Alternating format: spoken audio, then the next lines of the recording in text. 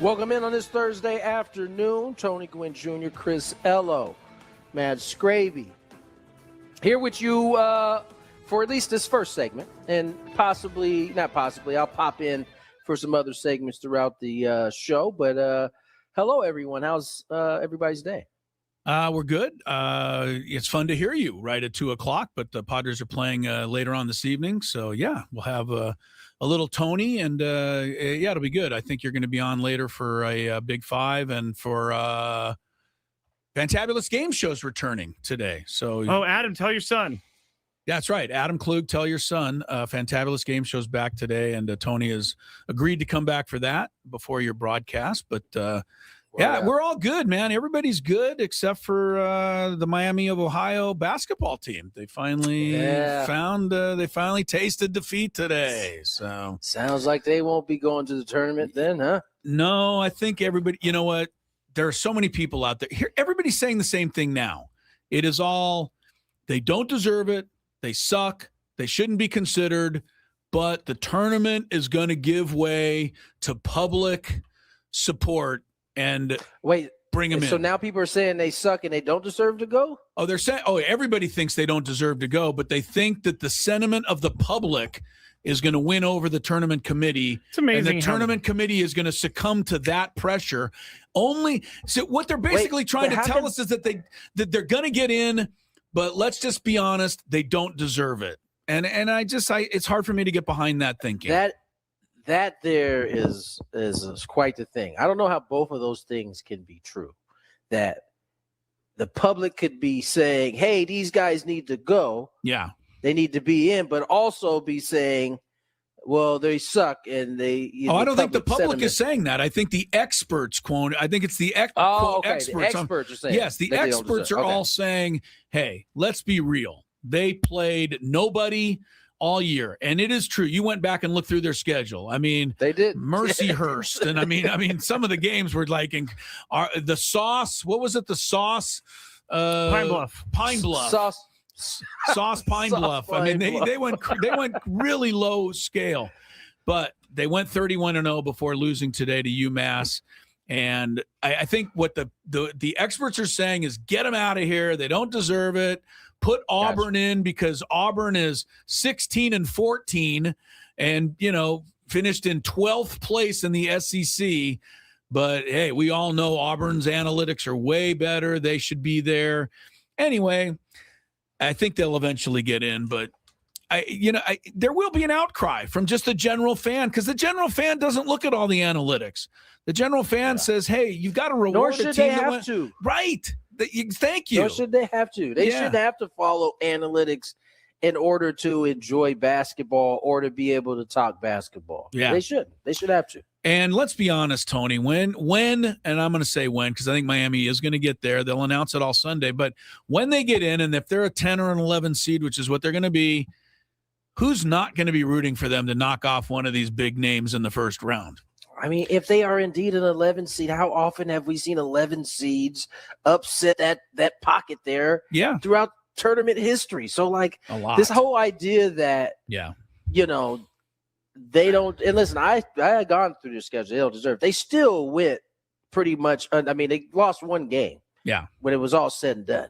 That's still something to certainly hang your hat on. Yeah, I think they're very likely could go in there as an 11 seed and could upset somebody. Yeah, one of the most famous 11 seeds that made the Final Four was Sister Jean's Loyola of Chicago team. They were an 11 seed. There's been several others. I think VCU was an 11 seed one year under Shaka Smart. Anyway, Shaka Smart. Yeah. So let's. It's just the thing that's bothering me is that everybody's saying, yes, they're going to get in, but they have to get their dig in. Everybody has to get their dig in. Yeah. And I don't know where you came down on this, Tony, but to me, it's similar to the whole Bam Adebayo thing right now. Everybody is saying, hey, it's great that he scored 83 points, but then they get their dig in on how the game was set up, and it was a fugazi. I don't know. It had to be a fugazi when Wilt Chamberlain scored 100. I wasn't there, but I do know that he took 63 shots that night, and I'm pretty sure they were feeding the ball at will to try to get him to 100 points. So I don't know. Maybe you come down differently on that. in the 83 that he got, but everybody's ripping on the guy for that. I don't think that's fair to rip him. Listen, I think the way the fouling thing has kind of rubbed some people the wrong way in terms, because I think everybody who is, most people who are walking the earth today remember Kobe's 81. Right. And they remember in the fashion that he got it, right? What made that one so special was that his team was actually, they needed all those points. Like they were down for a lot of that game. And then he went crazy in the second half. I don't think Bam should be knocked for getting 83. I really don't. I mean, I get the fouling looked crazy there at the end. It did. It doesn't. It probably is the reason it gives that argument fuel, but it's still 83 points. He went nuts in the first half of that game. He had 41 at the half, 43 through the third quarter. So he was. It was anyway. I wish people would stop doing that, though. Honestly. Right. To me, just give the guy his flowers. If it bothered you a little bit, why don't you just shut up and let him enjoy it? That's kind of my thing. Everybody's got to find fault in everything. How about you talk about it years down the line? You can maybe throw that in there. He kind of got the free throws. But right now, let's celebrate the fact that he got 83 That's points. Crazy. That's crazy. Right. There's nobody that didn't see that come down the pike on Tuesday night that didn't just go, what? I mean, I immediately sent you guys a text, which I hardly ever do, but I was so blown away. I want to make sure you guys knew about it. I don't think anybody had that on their bingo card, by the way. No Bam out of way. I made a big bet on it, so did you? Okay, today's my last day. If you had a bet on it, Scraper, then you can retire. So that's be kind of good. Today's my last day. Your last day, okay.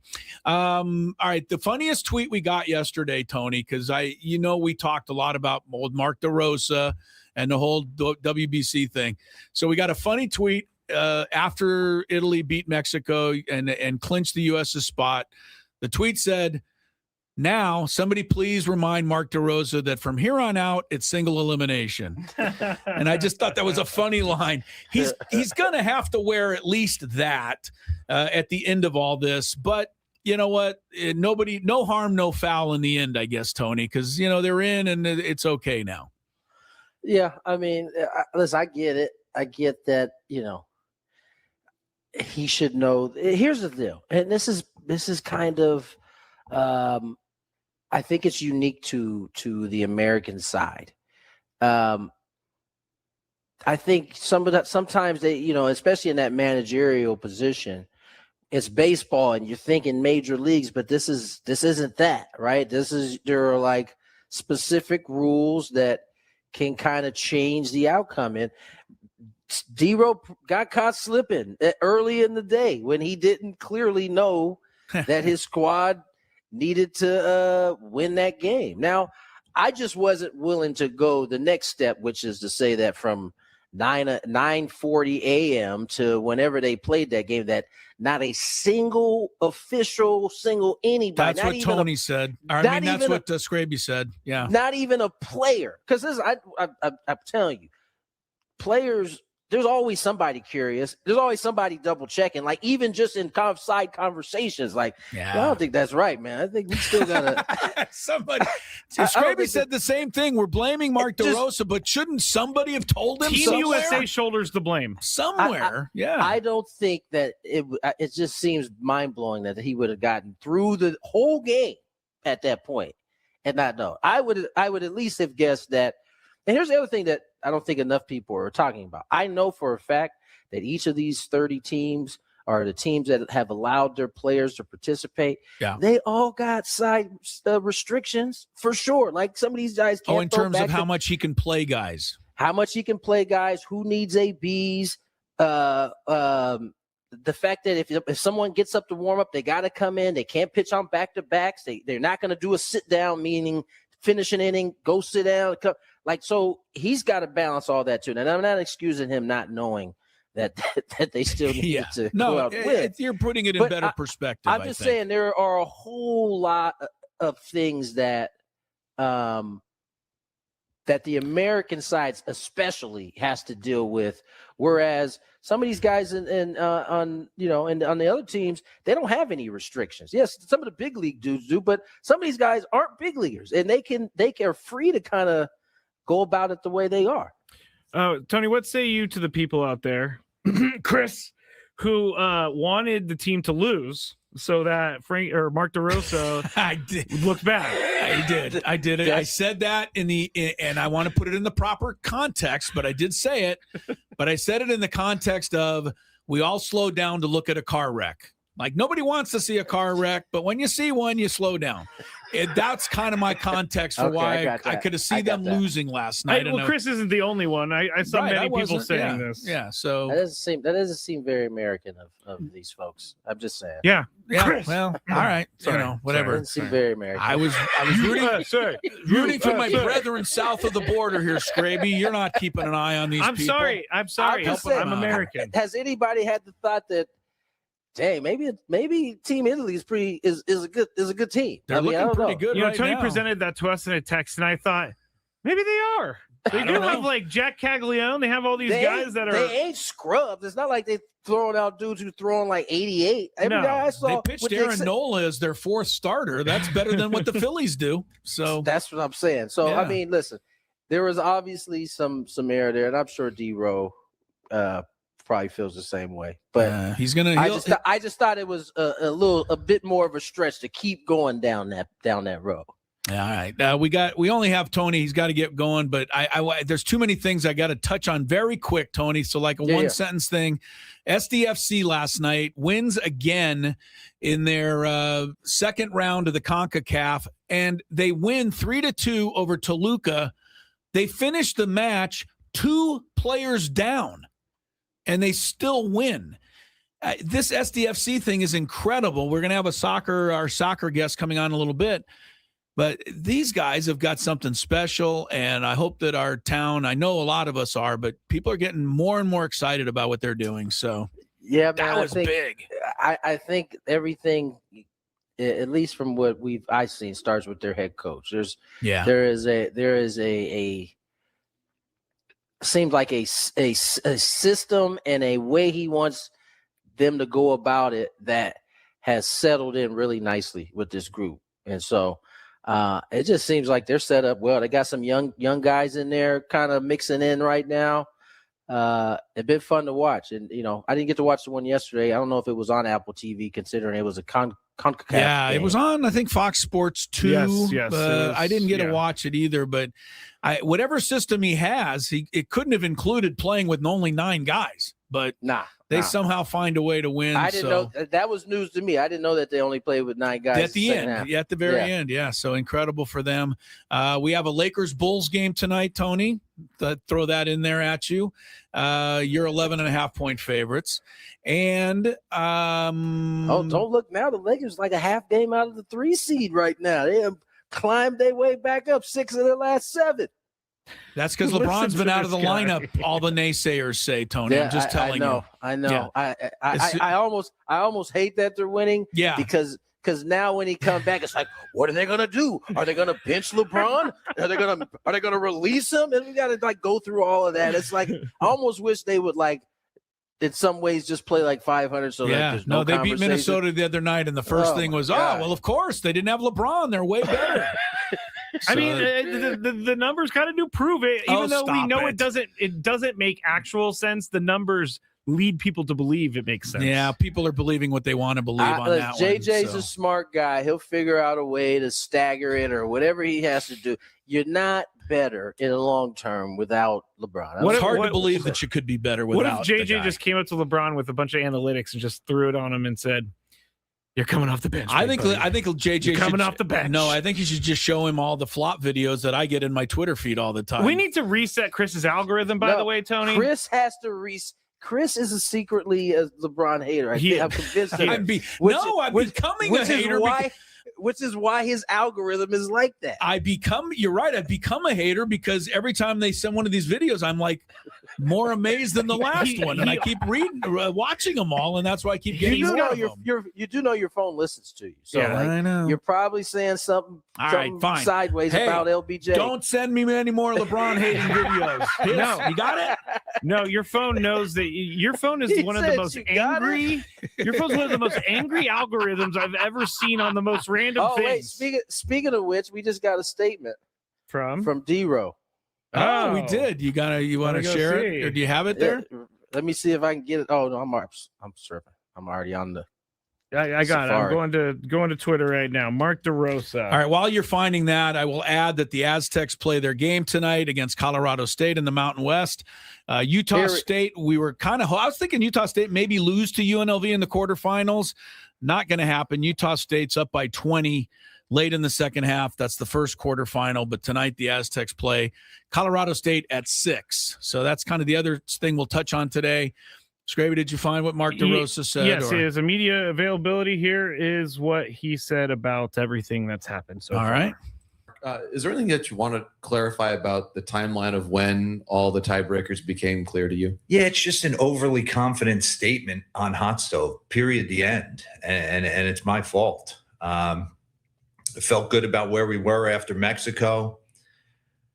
Listen, us hanging out in the clubhouse is everything I ever dreamed of creating. You got to buy into this thing super quick and try and create a team. And for those players to invite the coaches in and for us to spend time together and enjoy a huge win that we hadn't had in 20 years was something that go out and play well against Italy. They played a hell of a game. They smacked us in the mouth early. They got up big. We went into that game prepared to win it. I think there's a couple false narratives out there, but no, I was well aware that we had to win that game based on all the scenarios that could take place. I mean, they went in 2-0. We went in 2-0. We knew they were playing Mexico the next day. We knew there was tiebreaker rules involved. So I can understand the questions about lineup and pitching situations. We were up against, a lot of guardrails with regards to teams, the deployment of certain relievers, how many pitches they can use, whether they can go back out, whether they can clean up innings. And you're just trying to piece it together in real time. There you go. That's what I believe Tony Gwynn Jr. said just about 10 minutes ago. I told Tony swear to God, I swear I haven't talked to Tebow. You sounded like he quoted you word for word, pretty much. I haven't talked to him at all. But I listen. I do know. I know for a fact. Even Mason Miller, he got restrictions on him. And so it's like I said, the idea that he went from 9:40 to 6 o'clock and knew nothing. We're already sealed. Hey, so you get an off day, you get an off day, you get an off day. No, because the talk was before it shouldn't matter. Before the tournament started, it shouldn't matter who they put in the lineup. This team should just da. And they got smacked in the mouth. You know who else? We seen the Dodgers do that. We seen the Dodgers get smacked in the mouth. Even though they're supposed to be the world's greatest team. It's baseball, ladies and gentlemen. Now, I do love that he just came out and said it was an overly confident statement. Yeah. Point blank. And I did hear the words, my fault. And I like to hear that. He owned that. Even if you don't think it was your fault, please say that. It just is a better look. Yeah. But to then the narrative, and he addressed, he said there's some false narratives out there, like he was just dumb and just not knowing anything the whole time. I don't think it was dumb. I think it was dumb the night before when he was pouring beer down all their throats and telling them to party. Doing beer bongs? Yeah, when they were beer bonging in the clubhouse. Their cake standing too. You know what? I heard there's a bunch of ice luges. That was not smart. That might have cost them. I think he is taking the fall for being overconfident. Well, he's going to be okay if they end up winning this thing. That's what a manager should do, though. Yeah, that's right. Take the blame for being overconfident there. But I that's him being overconfident is one thing. Him being the narrative that they were so overly confident they didn't care is ridiculous to me. And you guys piggyback on the same note, but he didn't say this, but somebody had to tell him. Right. Even if they didn't think he was, if they thought maybe he was joking on the morning show, somebody should have still pulled him aside and said, "No, you do know." Just so he knew, and then they're good. Sure somebody had to. If I saw one of you guys on TV say something wrong, I would text you immediately and be like, "Hey, clean it up." Yeah, just so you could handle it there.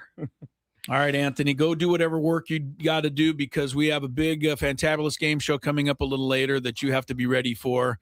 In the meantime, we'll sail towards 6 o'clock on Gwynn and Chris. All right, so here's what happened. I was at the corner, and I'm going to call out the streets because who cares? It was Claremont Mesa Drive and Ruffin Road, which is pretty close to our radio station here. Yeah. I had to run over and pick up a little cash from the bank. That was simple, trip before I came into work.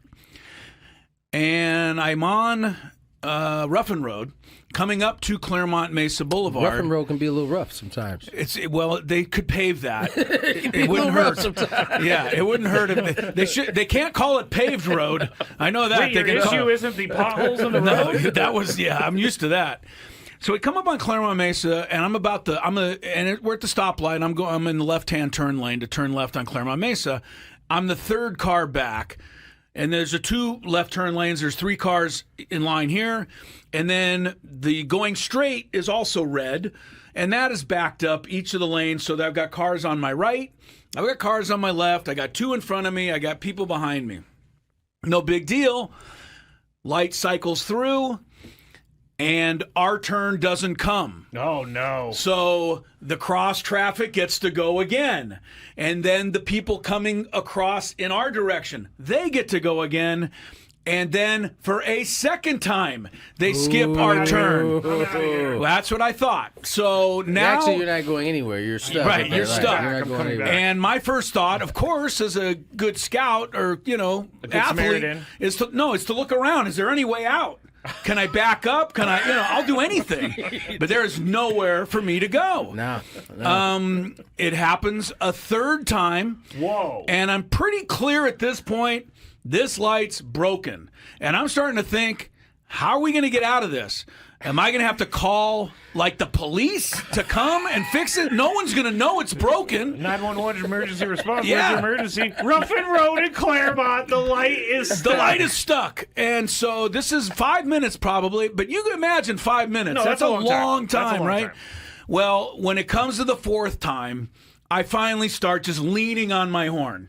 Oh. I'm trying to get... What are the people in front of you going to do? Well, because there was a moment, right, after the traffic comes this way, it paused. You want them to run the light. You could at least a couple people could run the light. We could get this going here. You want them to run the light. I did. Break the law. Well, they had to. Otherwise, we'd still be there. Anyway, so this is going on. So I'm starting leaning on my horn. The lady next to me looks at me like, what the hell are you doing? Good for her. Good for her. And good for her. Kidding. I'm like, ma'am, kidding. are you just clueless? Were you going to sit here the rest of your life? She has faith that the light's going to turn eventually. Evidently so. If it had gone again, the guy next to me on this side rolled down his passenger window. That starts to go down. I think he's going to be mad. And he's like, what? And I'm like, I'm pretty sure the light's broken. Like, how do you not know this? We've all been sitting here for 6-7 minutes now. The 2 cars at the very front of the left turn lane are not budging. So they apparently are content to sit there for as long as it need be. They also have faith that the light is going to turn. But I have no faith. What gives them that faith? Yeah, but what gave them the faith? I mean, it had cycled through 4 times now. The 5th time, I was going to just have to get out of my car and walk up to that and go, will you please do something? Or get, and if you don't, and I would have, something. You know what I would have said? If you don't want to run the light, just get out of my way so I can run the light. I'm not sitting here the rest of the day. And finally, on the 5th time, the first 2 people ran the light, and the next person was able to get half. You know what I mean? And after a couple more cycles through, I got out of there. But I don't know. Did the light ever start working? I don't know. If you're at Claremont Mesa and Ruffin Road, you might still be there. I don't know. This was 45 minutes ago or so. Wow. So my question to you is, how differently would you have handled this than I did? And I'll start with you, Tony. Would there have been any difference, or do you know? I don't know if I would have laid on my horn. You would have just never laid on it. I think I might have maybe rolled down the window, see if I could talk to somebody, see what else. See if anybody else was in on it? I don't think I would have laid on my horn because, listen, what you're asking is for them to, which may not be easy for everybody, and that is the timing between when because they're waiting for their light to turn. Yes, right? they were waiting for the light's not going to turn. But that also then requires them to guess the exact kind of when the timing of when they can go. And yeah, well, you know what? Figure it out. I think a lot of people wouldn't be comfortable with running the light, with even running the under light. these circumstances. Well, I think Not when there's other cars that could actually hit them. okay, I think you are right. And the reason I think you're right is because of the 40 to 50 cars that were now piled up in my area behind me and around me. I was the only one honking. Right, and like then nobody else. Like I said, we got a fantabulous sports game show at 3:40. If you're not listening right now, Adam Klug, somebody call Adam's son and tell him we're playing today. Yes. He's a big fan of that game, as I think many of you are. So Tony will be back at 3:40, and it'll be Scraby versus Tony in a round of the Fantabulous Sports Game Show. I'm telling you in advance, do something a little different today. Not way different, but a little different. I think you'll like it. Big Five is coming up at 4:30. Tony will join us for that later as well. So we will be hearing from Mr. Gwynn in and out. In the meantime, Heath Pierce from MLS Apple TV will join us to talk about that win last night. I didn't see it, so I can't put it in the totally right context. But when I read that the team won despite being 2 players short, and I guess they were 1 player short for a longer period than that, and still won against the team that won the Mexican La Liga, whatever that is, the championship. Like that, they beat a really good team. Yeah, it's not a bad team. 3-2. They fell behind in the game, and come back. This SDFC's got something special. Now, I will say the second leg of that tournament, you know how it works now in these, Champions Cup, it's aggregate score. And if you end up the same after 2 matches with the same number of goals, then the team that scores more on the road advances. That's how that works. Now, if that's too confusing, I'll try to break it down a little different. But right now, San Diego's ahead 3-2. But if Toluca were to win the next match 1-0, okay, then it'd be 3-3. And then the tiebreaker would be who scored more on the road.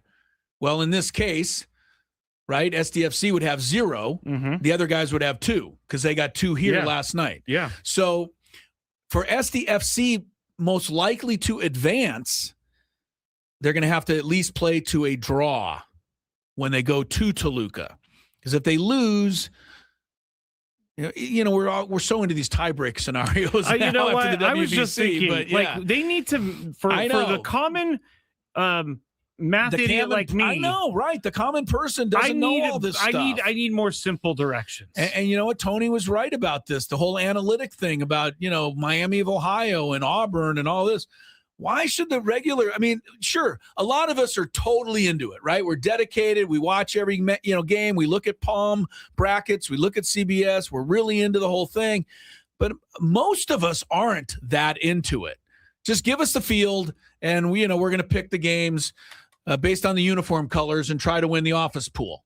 That's most of us. Yeah. So as Tony said earlier, people don't know the analytics. Tony said, yeah, and they shouldn't have to. Mm-hmm. If Miami goes 31-0, which they did, and then loses, which they did today, in the minds of almost every college basketball fan, they still belong in the tournament.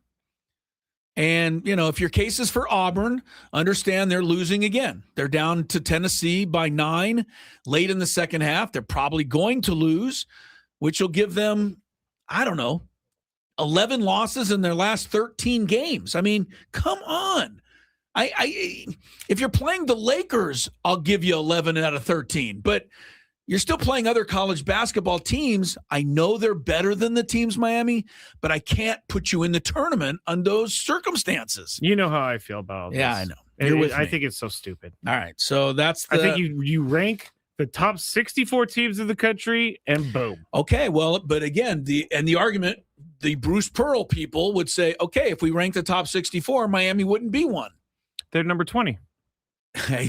Okay, you're looking at the AP rankings. That's what I'm saying. Oh, but I'm talking about all the analytic rankings, no, which I don't have care them about in the any 40s of the and the 50s. Palm. I don't care about made-up stuff. But a lot of people think that's more accurate. They think the AP poll is made up stuff. You know what? It's good for those people. You know what I think? A 31-1 team should make the tournament. Now, and if they lose in the first round, so be it. So be it. Yeah, their quad 1 record this year was 0-0. They didn't play a single game. How many quad ones? I think Auburn. I think I'm doing this off the top of my head, but I think Auburn is 3-12.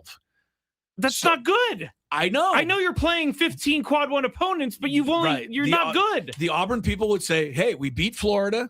We beat this team. We beat that team. We beat 3 quad one teams. We should be in. I say, yeah, but you lost 12. What is get out of here? What does Tony's dad say? Did the sun shine on the dogs behind 2 times a day? Yeah, right. You ended up beating Florida. Yeah. I mean, okay. Well, that's going to be the controversy between now and Sunday, but we'll see how it turns out. Aztecs, as I said, play later against Colorado State. I was just looking at the bracketology, the latest, like guys are doing. The bracket people are updating like every 20 minutes now because everything changes with every result. Things get real for them right about now. Yeah, but right now, Lenardi has the Aztecs as next 4 out. CBS has them as next 4 out. But Jerry Palm, who's our guy, and has been proven to be better than these other guys. He's won awards. He has the Aztecs as first 4 out, along with New Mexico. Why does that matter? Because if the Aztecs win tonight and New Mexico wins tonight, they would play each other tomorrow. For the tournament. Maybe that would be the one. Yeah. The Aztecs, I don't know if we're right. I mean, we might be dreaming, as Aztec fans.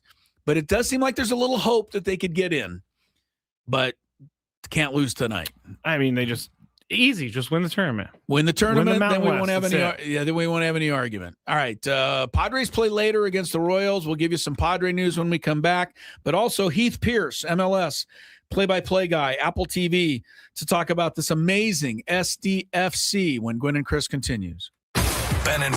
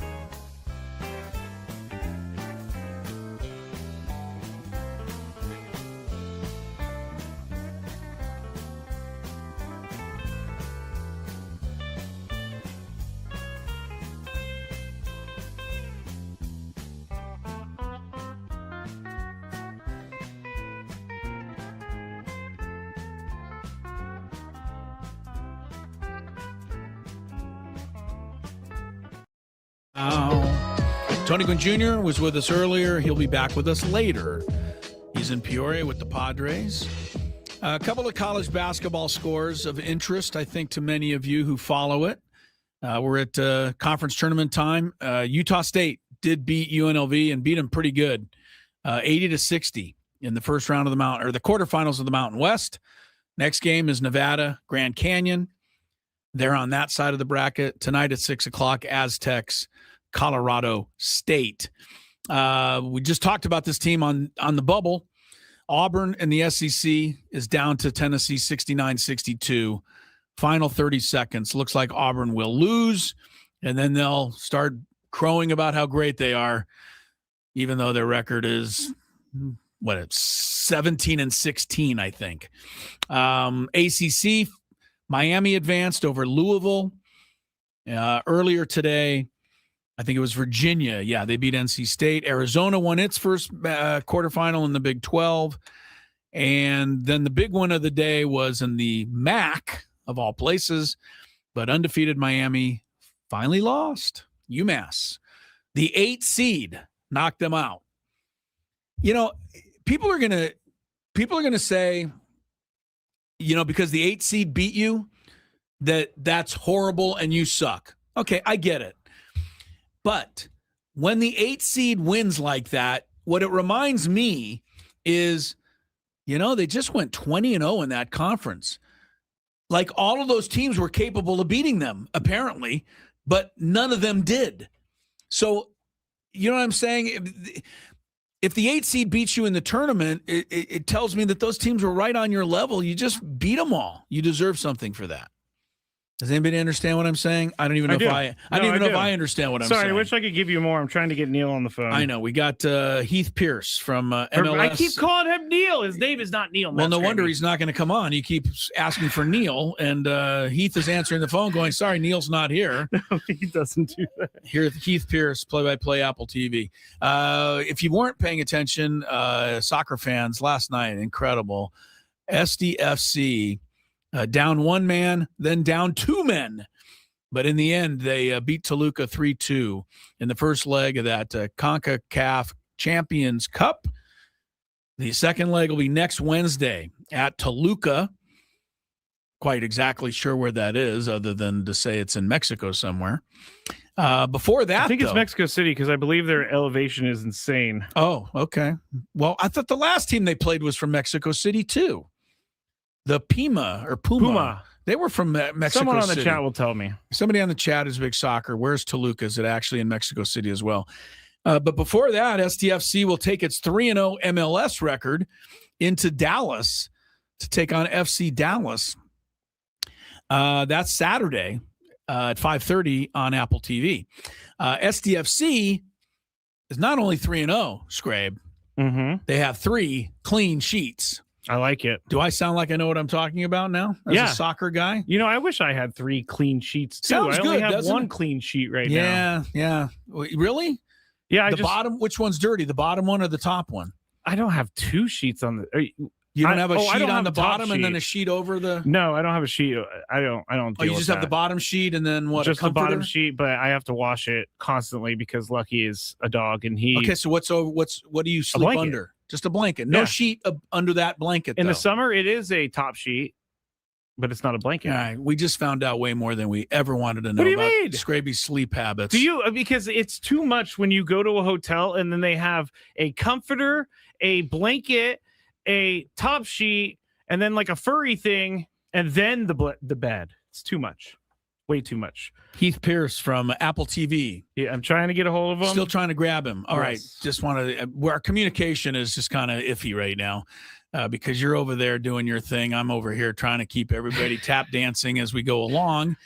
Some of the other news today, while we wait to see if we can get Heath on to talk some soccer with us.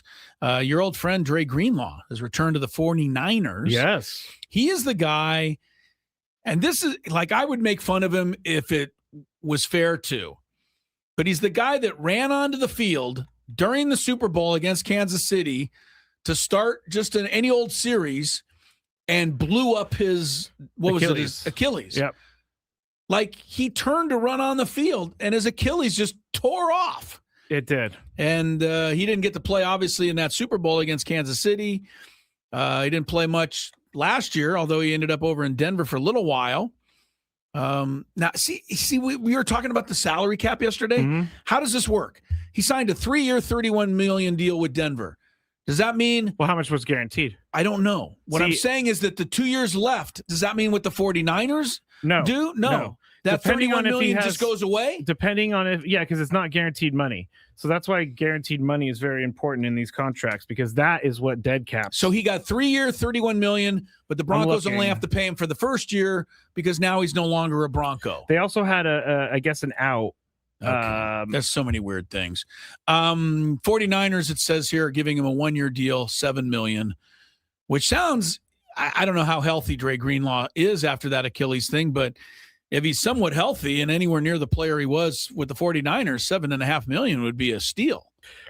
Yes? Definitely. I Okay. think so. I love that Dre Greenlaw's back. I just don't know, like you said, I don't know what he has left. We don't know how healthy he's been. You might like this better. Let's see if you like this better, Scrabe. Well, again, we're trying to get some soccer talk, and if we don't get it, we'll get it later. But veteran Mike Evans, who signed with your 49ers, I love his quote. Oh, I didn't know how you're going to feel about this. He said, I feel like the 49ers were one piece away last year, and I think I am that piece. Oh, I didn't hear that quote. I heard him talk about Brock Purdy being a potential MVP. Never mind that. He says the 49ers needed one thing last year, and that thing is me. Is that arrogant? No. Well, okay, yes, but what he's doing, what I think he's doing is he's challenging himself to come there and produce and be a difference maker. I don't think that's a bad thing to do. If I'm a fan of that team, which you are, I'd be happy to hear him say that. I mean, to me, somebody who says I'm the missing piece, they're not going to come in and just, dilly-dally around, because it's going to be pretty embarrassing if they do. Yeah. Anyway, so there you go. I don't you don't like this as much as I do? No, or? I don't think it's arrogant. I was just joking because it seems like something a wide receiver would say, but Mike Evans has never given me that vibe that he's a me guy over a team guy. He seems like he's a team guy. He does. But I agree. I didn't read it that way, but I like reading it that way because that's how I would read it. What's another way to read it?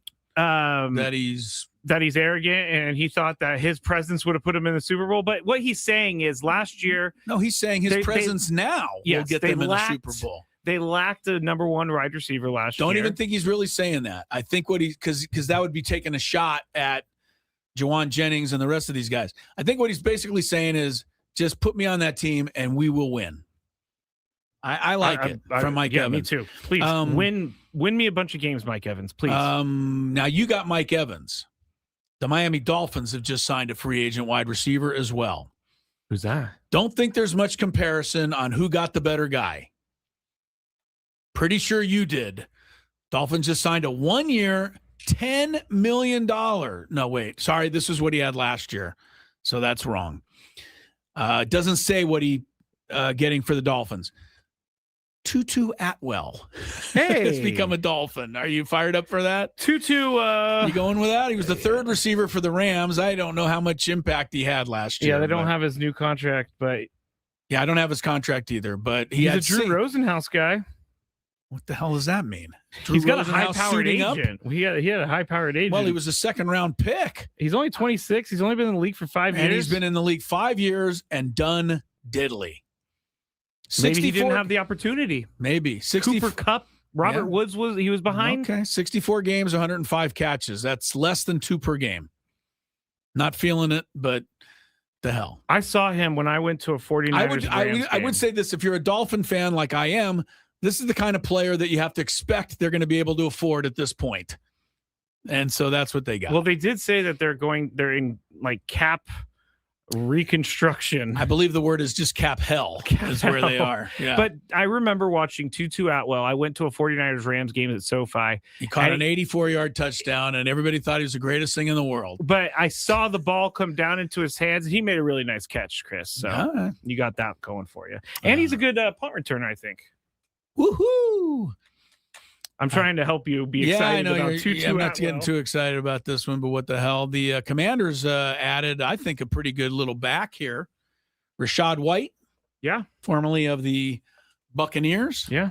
All right. So he goes to again, I still have trouble calling them the Commanders, but that's who they are. Since I don't know that we're going to get our guy Heath in this segment. It's looking like we're not going to get him here. So. Toluca is like 40 miles southwest of Mexico City, or 39 miles, says Clay.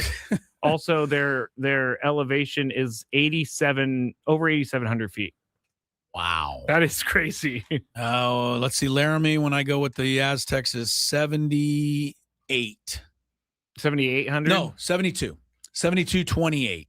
It's a good thing that Jim so this is even higher though. than the all-time story by Ted Leitner. Smokey Gaines telling his team, don't worry about the altitude. The gym is pressurized. The gym is pressurized, just like a plane. That is one of the funniest lines ever. And I'm telling you, if you were around in the Smokey Gaines era, he had a lot of lines like that. But that is a funny one.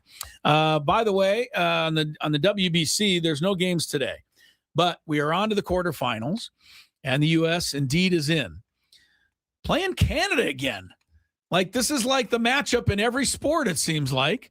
After the hockey, the men, the women, the gold medals, we get baseball. Canada has a pretty interesting team because, Josh Naylor's on that team, former Padre. Yes. I'm trying to look at some of the other names, but they have a lot of big league players on that team. Again, I don't know how many of them are from Canada, but I don't know how this all really works either. Josh Naylor born in Canada? Yes, he was. No, Josh Naylor's from Canada. From Canada. I remember that because when he went back to Toronto, there was a big with the Padres. It was like a homecoming type of thing for him. I just got a text. He said he's really sorry.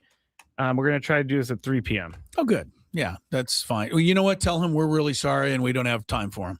Yeah, okay. Can you imagine? Look Josh Naylor up. Tell me where he was born. I think he was born in I really want to see Ontario or something. Well, please tell me. I really want to know now. All right. I want to know. Josh Naylor. Is he truly a Hab? He was born in Mississauga, Ontario, Canada. Okay. So he's a legit Hab.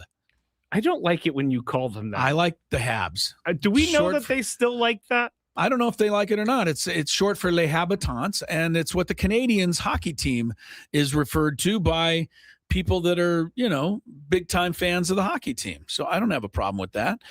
Some of the other players on Canada: Otto Lopez, shortstop for the Marlins; Tyler O'Neill, outfielder for the Red Sox or Orioles. He keeps moving around.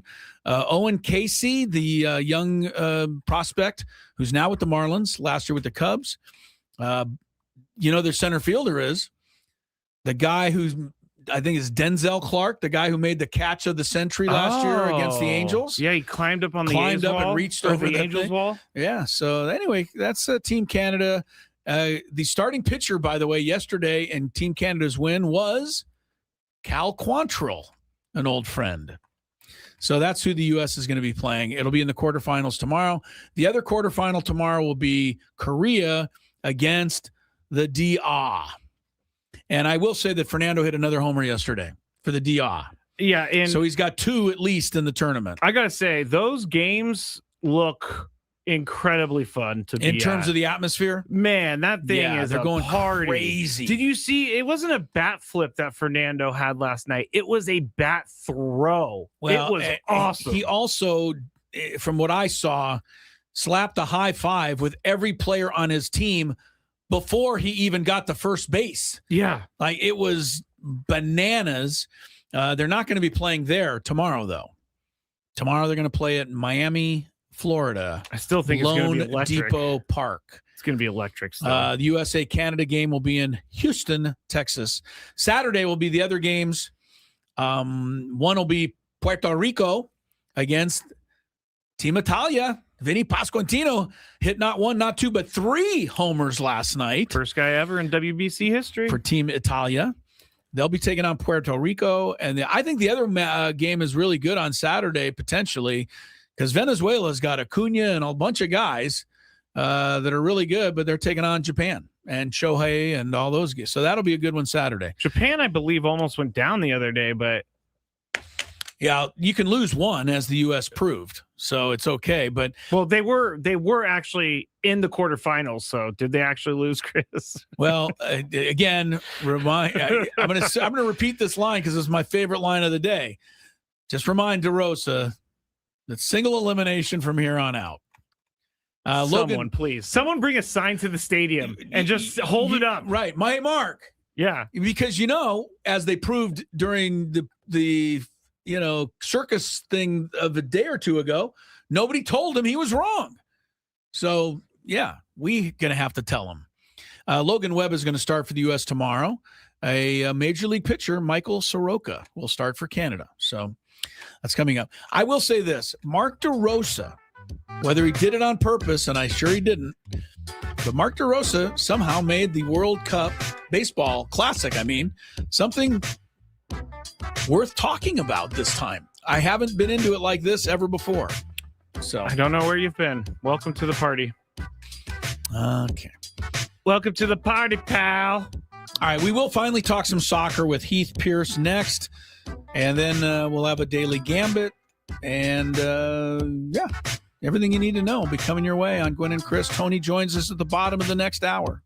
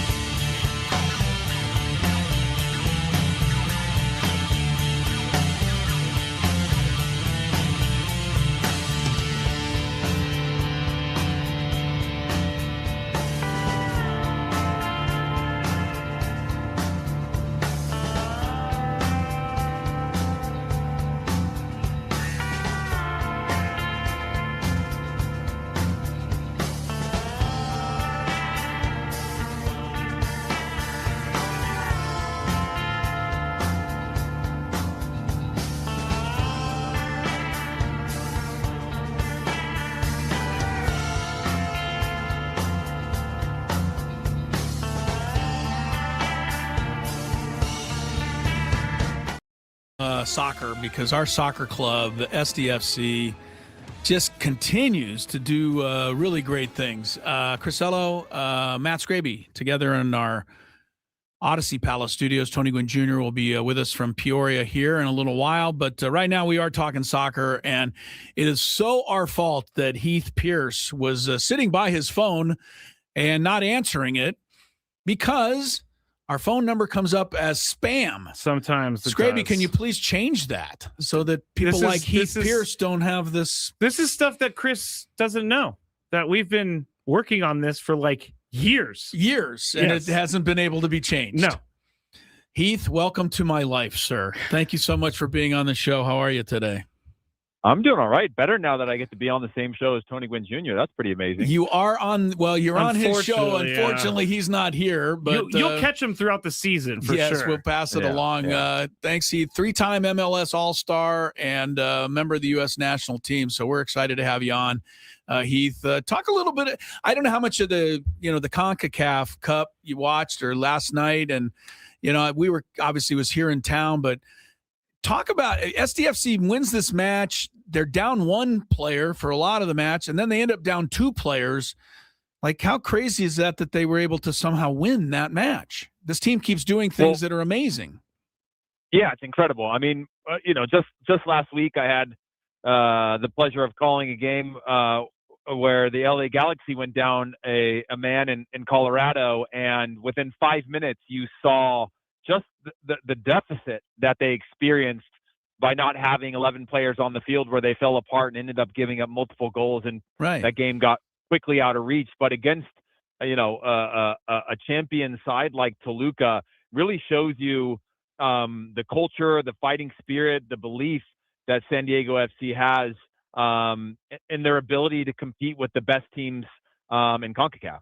Yeah, it's unbelievable. I mean, Heath Pierce is with us. So what I'm sure you've been in a few matches where your team's been down a player. Maybe, I don't even know if you've ever been down two. What does the team do? I mean, because a lot of us can't even fathom, somehow winning despite having two fewer players.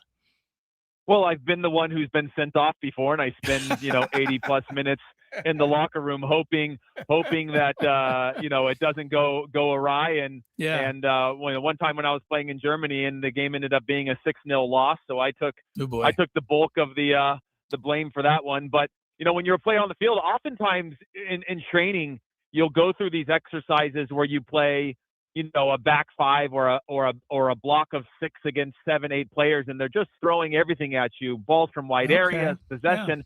And you can usually keep it to zeros for quite a long period, right? You're in this kind of controlled setting, and that's what you train it for, is being able to not really feel where that extra man comes from. But when you're in a knockout competition, obviously it's a different type of feeling. So it is something you simulate, but very rarely does a team have an ability, at least for that long of a period, to play down a player, because fatigue kicks in.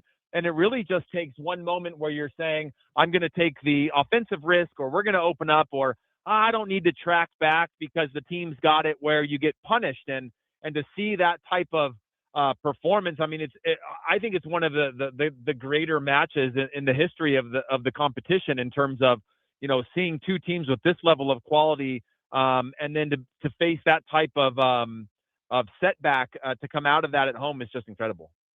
Talking to Heath Pierce here on the SDCCU fan hotline. It's not big banking, it's better. And I know that you played in the MLS 5 seasons. You played 235 appearances across MLS and Europe. But when you played versus now, how much has the talent risen over time? Because I know that more guys are looking at the MLS as a legitimate option for their professional career. Do you see the talent level being better than when you played? No, before you answer that, I want to remind you that he still thought you were a high talent that could play at any level. So, yeah, thank you. I think the reality is that, and especially with regard to San Diego FC, my first club was in Denmark, FC Nordsjælland, which is a sister club of Right to Dream and San Diego FC and the ownership group. And so, to see that club be on the map now, and some of the talent that you look at MLS, they're sending all the young guys to get some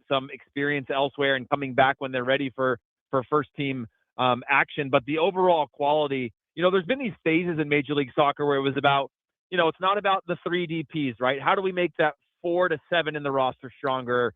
And then it's like the 8 to 11. Now you have a full starting team, but we're lacking depth. Now you look at the fact that San Diego FC have got, Saturday, Wednesday, what seems like forever, and they're able to rotate a squad with depth. And so it's not just the quality of your first 11 now. It's the fact that a lot of teams in Major League Soccer have a starting, 15, 16 players that they can call upon and know that you're competing for starting spots. That's going to drive improvement in training. It's going to drive player development. You've now got academies that are, pushing competition from the bottom up as well. And so it's creating these environments where you want that intensity. Whereas, when I was playing in Major League Soccer, you pretty much knew if you were a starter, if you weren't. It was set from the beginning of the year. And yes, you had intensity and competition and training depending on the squad you were in. But right now, it's really cultivating a high level of quality and also a style of play, right? San Diego, distinctly different than other teams within Major League Soccer, which means it requires, and obviously it's different when you're building something from scratch, hard to get right more than anything, but to build a system and a style and a culture that aligns with the city and the ethos of a region and all those things, I think are really, really difficult to get right. And San Diego FC has done a great job with it. Incredible for sure. Heath Pierce, one last quick thing before you go, because you mentioned FC Nordsjælland. I could not have said that until you pronounced it, but that was in the Danish. Hey, by the way, I made Mikey Varas on our call with him today pronounce it because he called him FCN. I said, say the whole thing, and he said it perfectly. So I was like, all right. CN Mikey Varas. Okay. So he's good at everything. Yeah, right. He has been. But what I bring up the Danish Super League because our two of our top guys, right, Dreyer and Ingvartsen are from Denmark.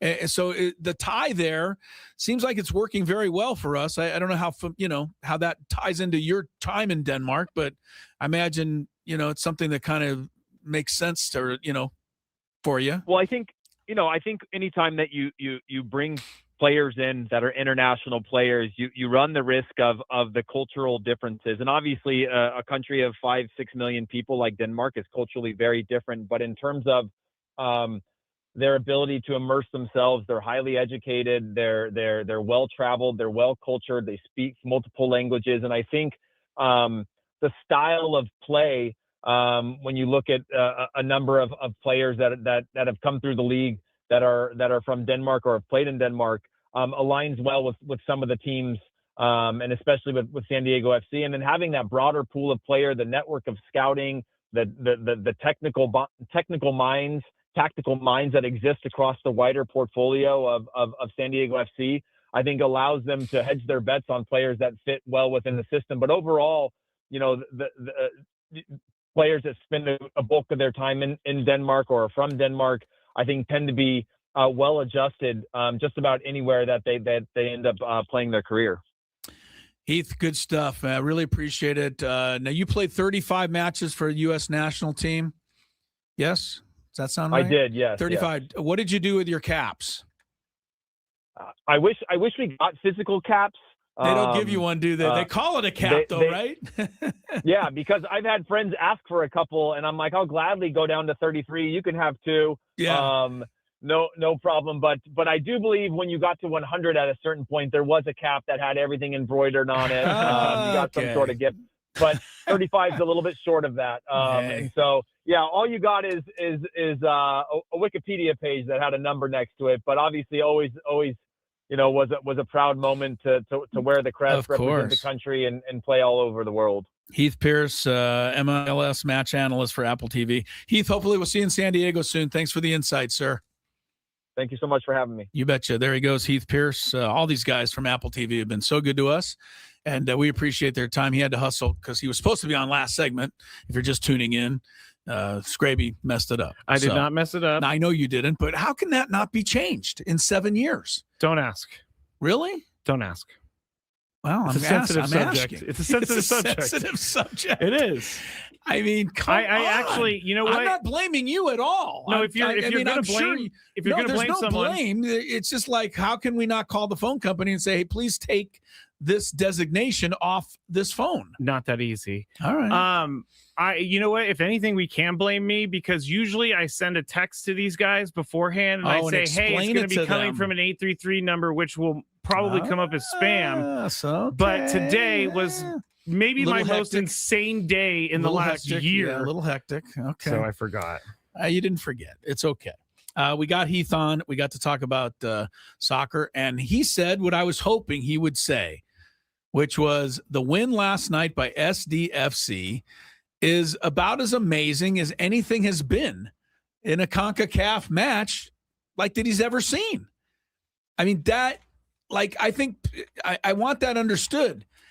They were 2 players down. Yeah, that's crazy. You mean you had 9 guys or 8 guys running around against 10 and you still won. As he said, when you're down a man, sometimes you can keep the other team from scoring, right? Because you just do everything defensively and you don't take any chances. But it's what SDFC scored 3 goals. Now, not all down 2 men, but you know what I'm saying.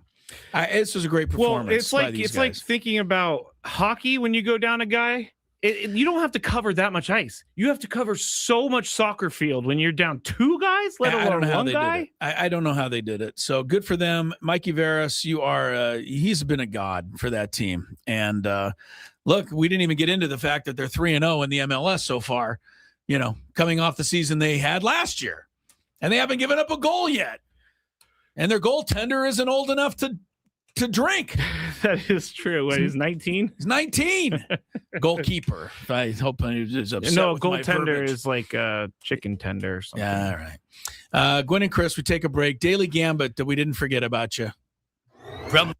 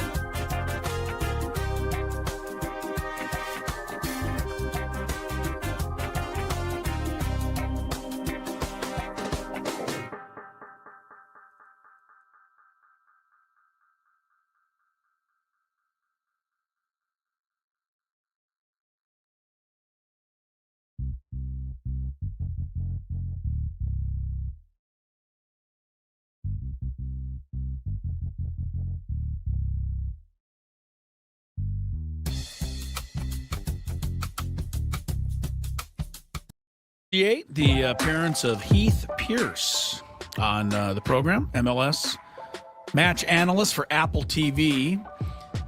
Joined us on the SDCCU fan hotline. It's not big bank banking, it's better.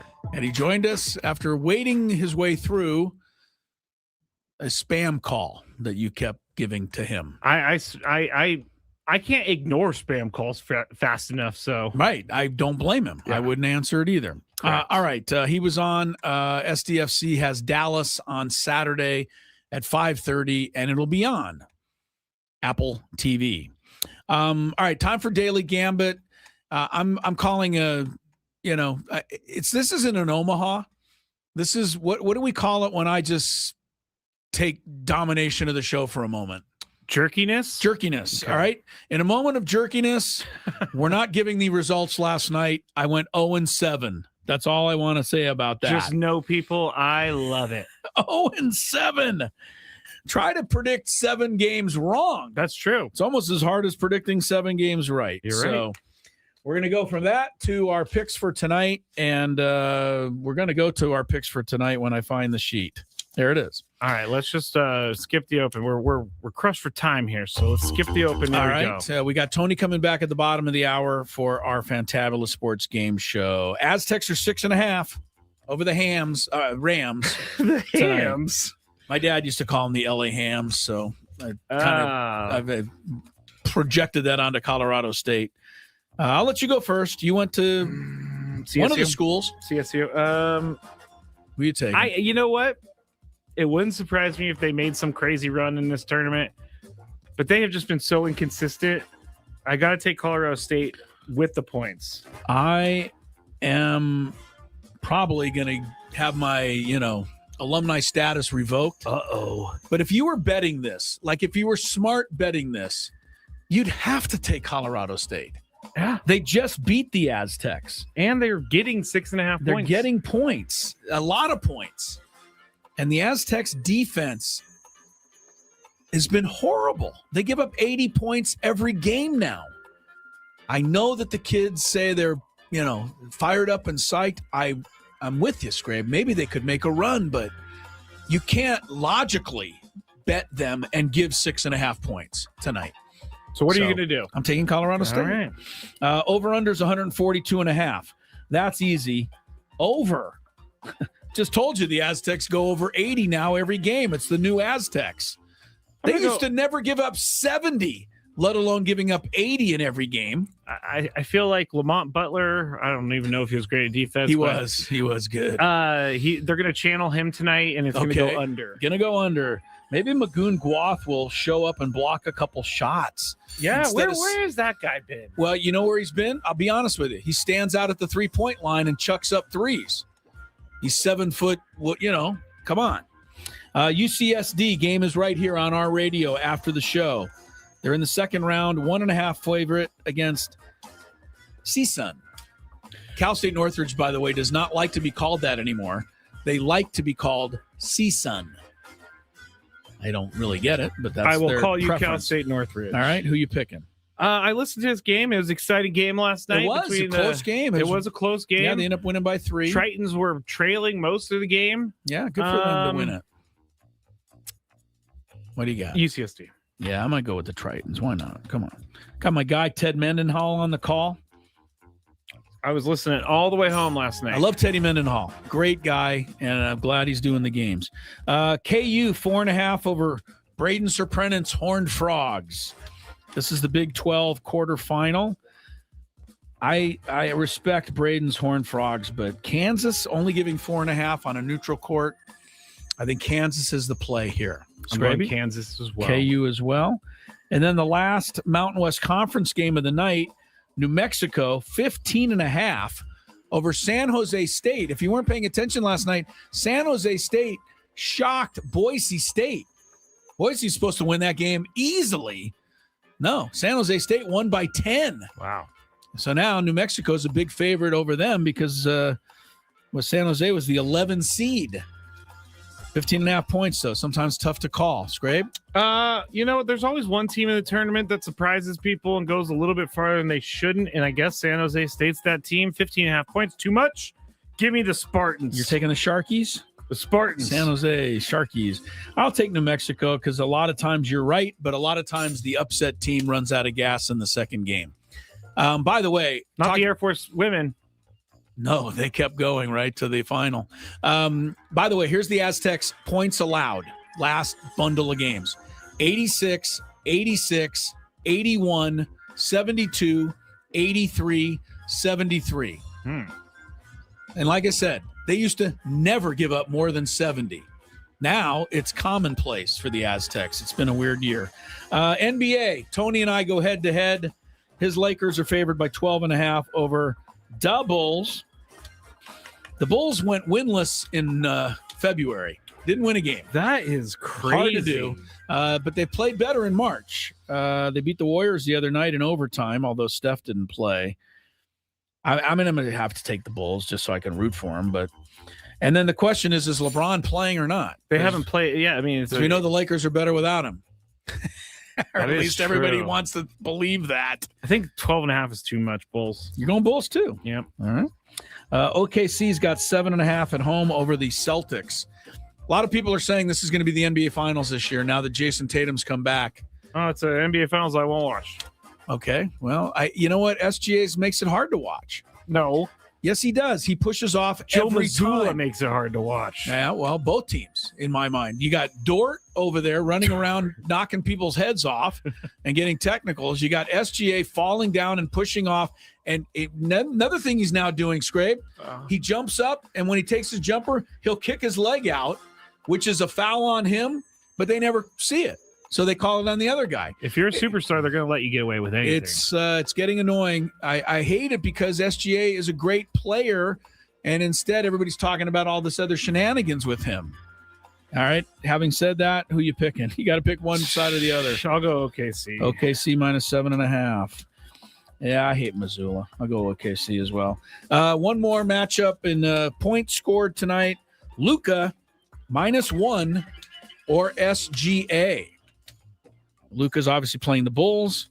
SGA is playing the Celtics. That is why I'm going with Luka, because I think the Bulls are going to give up, at least 150 points.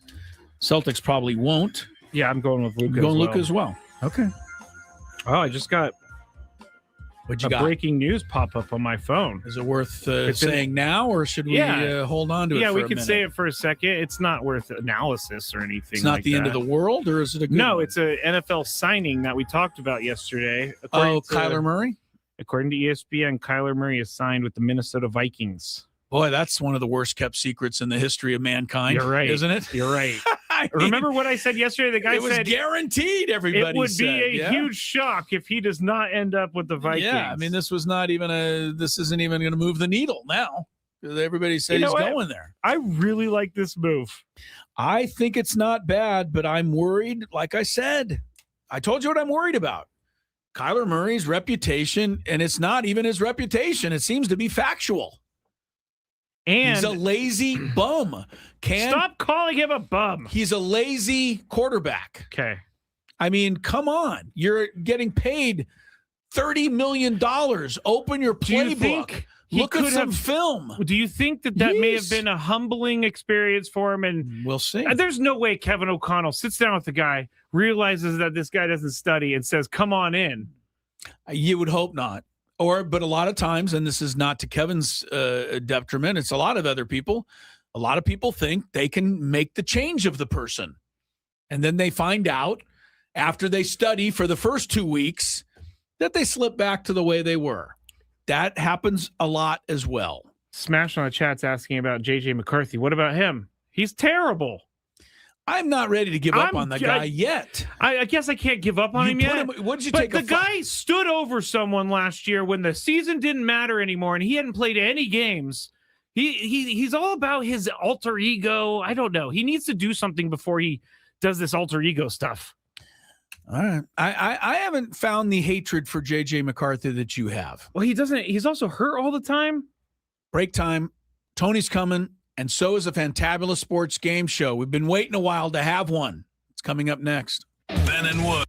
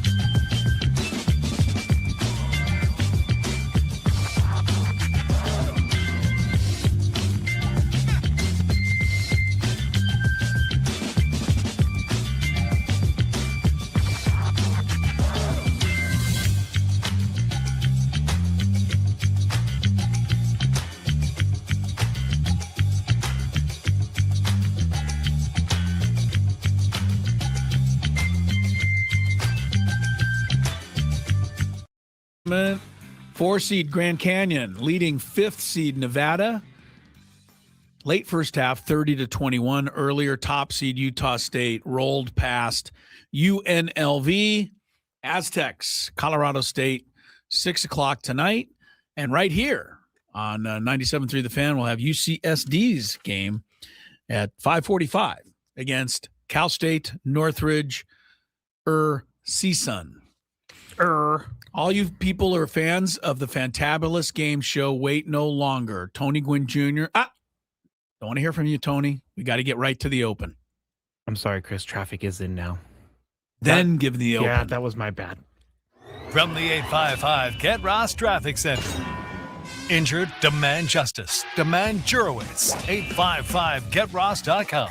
Here's Kelly Danick. Traffic is brought to you by the California Center for the Arts Escondido Foundation. Just a few things to mention here. 2-vehicle accident westbound 8 near Sports Arena. Looks like emergency crews on scene. Get the 2 left lanes blocked. Also stall on northbound 15 just before Market Street. That's in the center divide. Another stall reported on southbound 15 before Via Rancho Parkway. It's over to the right shoulder of the HOV lane. They're back one night only. Highland Way brings their lively sounds of Sky Irish music, humor, and high-energy fun for you to soak in this St. Patrick's Day exclusively at the California Center for the Arts Escondido. Rapid-fire fiddling, guitar, percussion, and more. Get your tickets now at artscenter.org. Wear your luck of the Irish for Highland Way at the California Center for the Arts Escondido. I'm Kelly Danick with Gwynn and Chris, San Diego's #1 sports station, 97.3 The Fan. Power hitting outfielder Lance Burke. Hey, all you beautiful people out there. It's time to play one of our favorite games of the week. All right. We like to call it Ooh, I'm going to go. Chris's Fantabulous Sports Game Show. And it starts right now on 97.3 The Fan. All right, welcome back. The Fantabulous Sports Game Show returns today, but we're going to be doing something totally different than from what we normally do. Here's the first thing that's different. The guys already know the category. I gave it to them early this morning. I wanted them to work on it so that their answers would be prepared when we got to the segment. Obviously, we are trusting that nobody cheated here and used any extra outside influences to get their answers.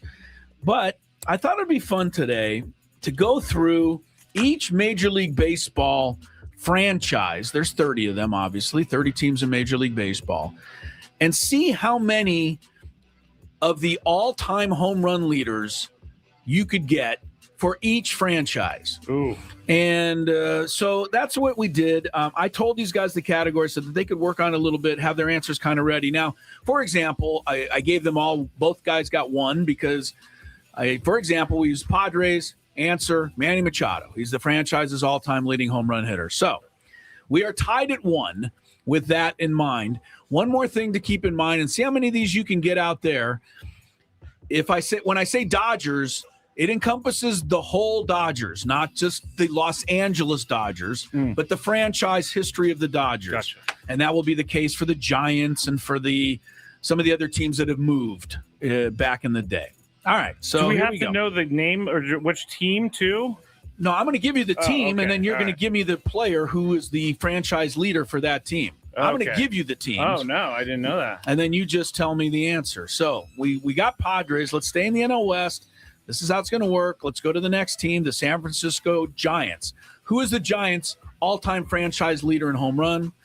Scraby, you go first. Tony will go second. I know you guys will be honest in your answers. Willie Mays. Willie Mays. Tony, you going with Willie? Mays. Willie Mays it is. 646.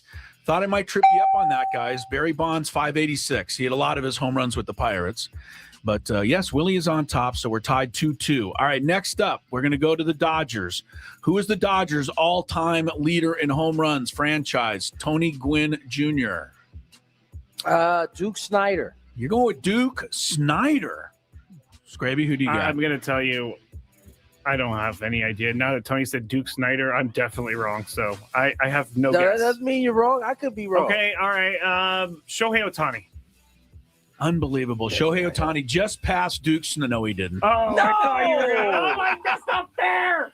Duke Snyder is the kid. Correct answer. Very good, Tony. I think that's a hard one. I honestly never have heard Duke Snyder. I got it right. I thought No. You got it right. Duke Snyder, 389. The next two are Gil Hodges, who mostly played for Brooklyn. This is weird. The LA Dodgers leader is Eric Karros.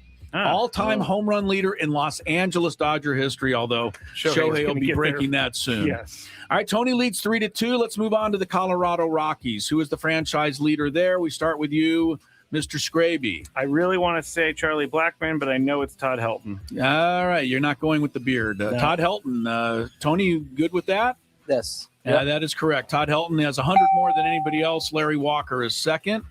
Arizona Diamondbacks. Who is their all-time home run leader? We'll start with you, Tony. You guys are Tony's ahead 4-3.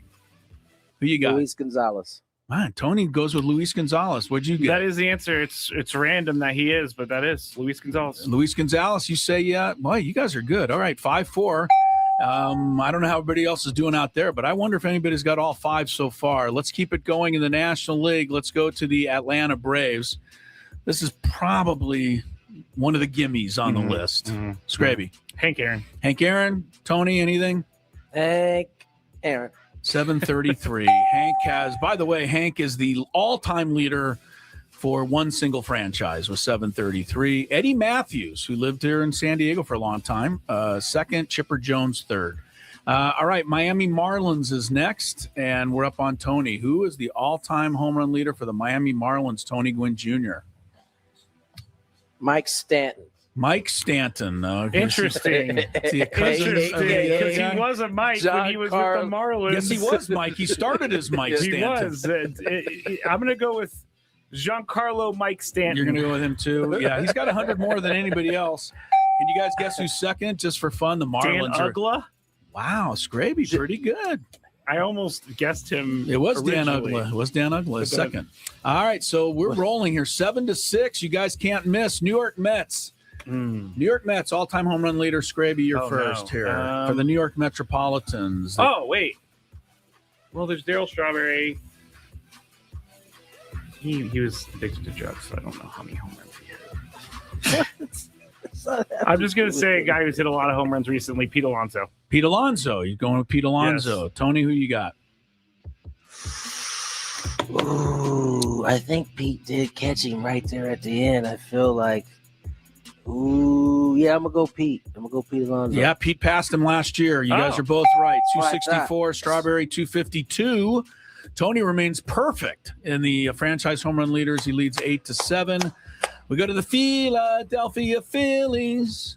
There was an old Elton John song, Philadelphia Freedom, but I changed the words. Okay. Tony, who you got for the Phillies? All-time leading home run hitter. This is a gimme, too. Michael Schmidt. Michael Jack Schmidt, I believe, is what Harry Collis used to call him. I actually have never seen really this guy play, but I've heard so many times about how many home runs he's hit. So Mike Schmidt. Mike Schmidt was he's got to easily be the third baseman of all time. He's got all the offense and defense. Funny thing about Mike Schmidt, his first year in the big leagues, he couldn't crack 200, and he hit like one home run. And they were like, oh, this guy's going to be the all-time failure. Didn't work out that way. Oh. Tony leads 9-8. He was replacing my former manager, Don Money, I believe. Don Money. There you go, Tony. You're going back in the day. I like that. Don Money was a good little ball player for the Phillies and then the Brewers. All right, we're on to the Washington Nationals. Who is the all-time home run leader for the Nationals? I think this is a tough one. Scraby, who do you have? I am going to have to say, Bryce Harper. Bryce Harper, all-time leader for the Washington Nationals. I can't think of any other National that's hit a bunch of home runs. All right. Except for once. Oh, God, Juan Soto played there, too. Go ahead, Tony. You want to change? No.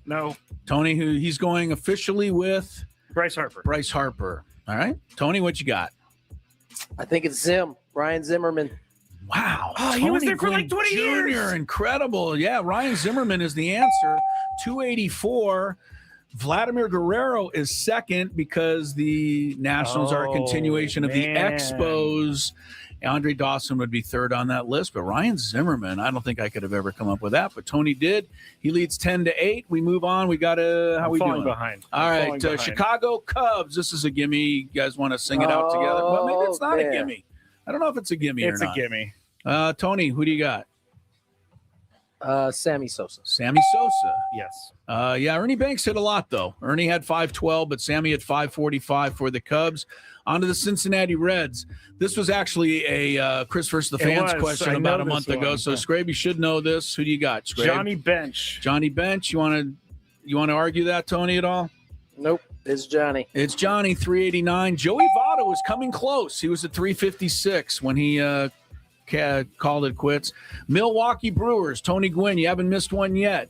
Do you have the Brew Crew, the team you formerly played for? Who's the all-time home run leader? I think it's a former teammate of mine and Mr. Ryan Braun. Ryan Braun. Scraby, you were pointing. Was that what you were pointing? I was trying to prove that I knew it was the Hebrew Hammer, Ryan Braun. Yeah. I thought you might sneak a vote for Robin Yount or Prince Fielder in there. Oh, Not Prince, you, maybe.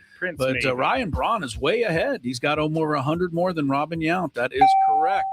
You guys have not missed, except Tony hasn't missed. Scraby's missed 2. Pittsburgh Pirates. He's got a statue outside of Three Rivers Stadium there. Scraby, who you got for the Buccos? You know what? I will never forget when Chris introduced me to this player because he hit a ball out of Dodger Stadium. Willie Stargell. He hit 2 out of Dodger Stadium. 2. Willie Stargell is your answer. Tony Gwynn Jr. Who are you going to go with? I too will take Pops and Willie Stargell. And the greatest wind-up, spinning the bat around before the ball came in. No one has ever else done that.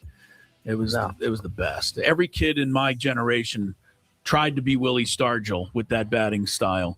I tried to be Gary Sheffield. Yeah, that almost hurt the way Gary Sheffield. He's only too strong to do it. All right, we have Tony 14 for 14. Scraby's got 12. How are you doing out there? We go to the Cardinals. Tony Gwynn Jr., who's the all-time home run leader for the Cardinals. Sorry, I don't know why I'm telling you what to do. I think it's Stan the Man. Stan the Man. Usual. Scraby, who'd you have? I'm going to be 100% honest because this is the name of the game. I would have said Albert Pujols. Albert Pujols, 469. Stan Musial, 475. Tony wins by 6. Stan the Man is the Cardinal all-time leader. I'm proud of myself so far. You're doing pretty damn good. I thought you were about to say you were proud because you did lie right there. Well, I'm proud of myself for not lying, too. Because I could have been like, I love Stan Musial. You're like, who's that? All right. Tony is 15 for 15. I want to see if Tony's going to run the table here. Might. As we go to the American League, the Chicago White Sox. And your first, Scraby. Who's the White Sox all-time leader? No one? No one? Yeah. I think somebody has hit one for the White Sox. Did we see him in the lobby of the hotel in Cooperstown, Frank Thomas? Frank Thomas is your guess. Tony, sorry. Who do you have for the White Sox? Frank. Surprisingly, it is Frank, but only by 16 over Paul Konerko. Paul Konerko hit 432 for the White Sox. Couldn't quite catch him. All right, on to the Cleveland. I like to say Indians. Tony, who you got for the Guards, all-time leader? They've been around a long time. Oh, corn-fed Jim Thome. Oh, corn-fed Jim Thome. Scraby, you're nodding. I'll be again honest. He's not nodding. I'll be again honest. I didn't remember Jim Thome. I was gonna say someone like Jose Ramirez. So Jose Ramirez. All right. So Scraby's gonna take an L there because as soon Tony's as he correct. said Jim Thome, I was like, that's it. Yeah, it is Jim Thome. Ramirez is second, and he could catch him with 52 homers this year. Oh, then we could revisit this, and then the rules. Next year you'd be correct, but right now Tony's still undefeated. We go to the Detroit Tigers. Tigers. Ooh. Oh, I know. Who's up? You. Oh, it's me. Tigers. I'll just go with the home run hitting Prince Fielder. Prince Fielder for the Tigers, he says. I don't even know if he played that long there, Scrabe. I don't think you're going to get this one. I don't care about the Tigers. I've never cared about the Tigers. That's fair enough. I'm with you there. But Tony, trying to stay perfect. Who you got for the Tigers all-time home run leader, Tony Gwynn Jr.? Al K-line. Oh, Thought he would trip him up there. Miguel Cabrera's 26 behind, but I should have said him too. Al Kaline 399 is correct. Tony keeps rolling. George. Kansas City Royals is going to be George Brett. All right, so we just moved past that one since I just gave the answer away. Okay, cool. On to the Minnesota Twins we go. Tony's still undefeated.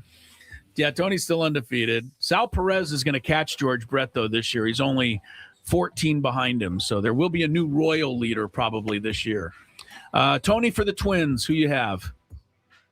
Harmon. Big Harmon Killebrew. Do you remember him at all, Scrape? Yes, we've talked about him before. Right, so you would have got that? Nope. Oh. Who were you going with? These AL Central teams are a wasteland for me. They get a little dicey. I was going to say Byron Buxton or something because that's the only guy I know. Second place is Kent Herbeck on the old champion Twins, but it is way out there with Harmon Killebrew. All right, Tony, 20 for 20. Can you run? Now I'm just excited to see if you can run the table. Yeah, you got about 16, though, Scrabe. I'm still giving you a lot of credit. We're going to try to get through this with Baltimore Orioles. I'm going to get Tony go first every time because he's more exciting right now. Right. You just trail behind. That's fine. It's got to be Cal, right? Ripken? Yeah, I don't know. Scrabe? Yeah, Cal Ripken Jr. I saw this the other day, Cal Ripken. Cal Ripken, number 1. Eddie Murray is second.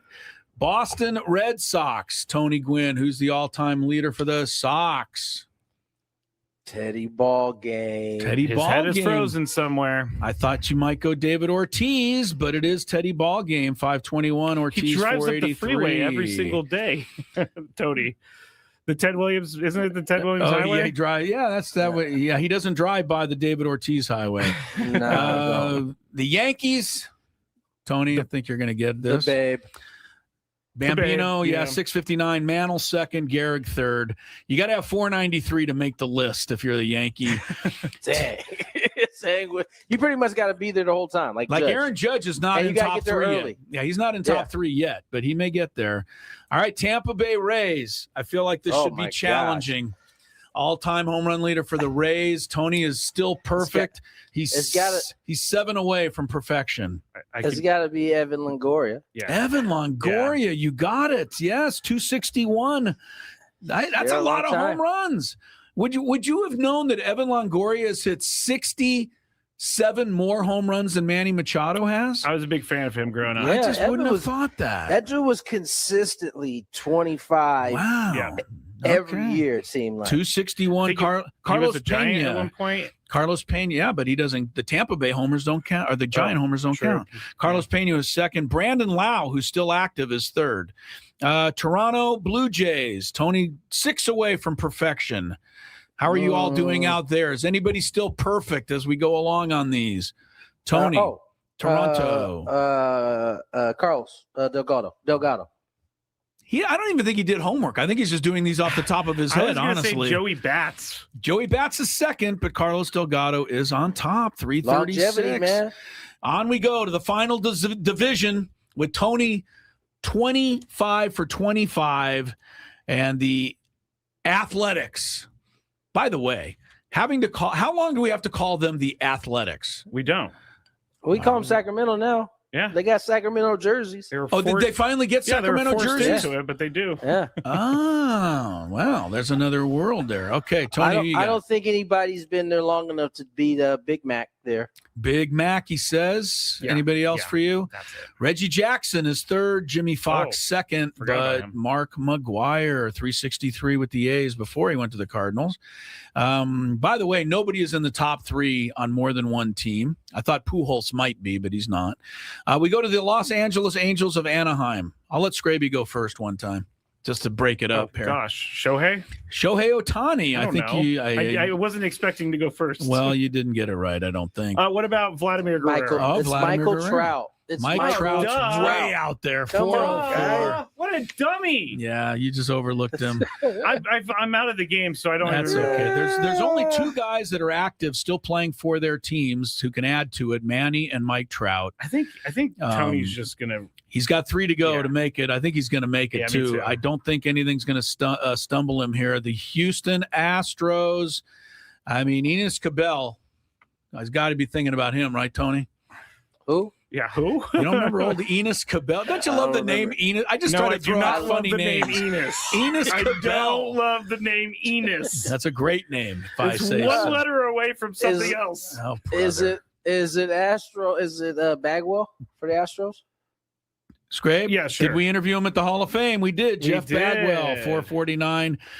Second place. Tony, just for fun, got to try to trip you up on one question. Who's second for the Astros? All right, just to be sure that he doesn't know everything. You want to guess? He's thinking. Yeah, we got to know. second on the Astros. All-time Astro list. This is out of nowhere, but I have to see if he's, superhuman on this category. Oh man, who was there a long time? And he's thinking. I got an answer. You got an answer? No, I wasn't gonna go with him. How about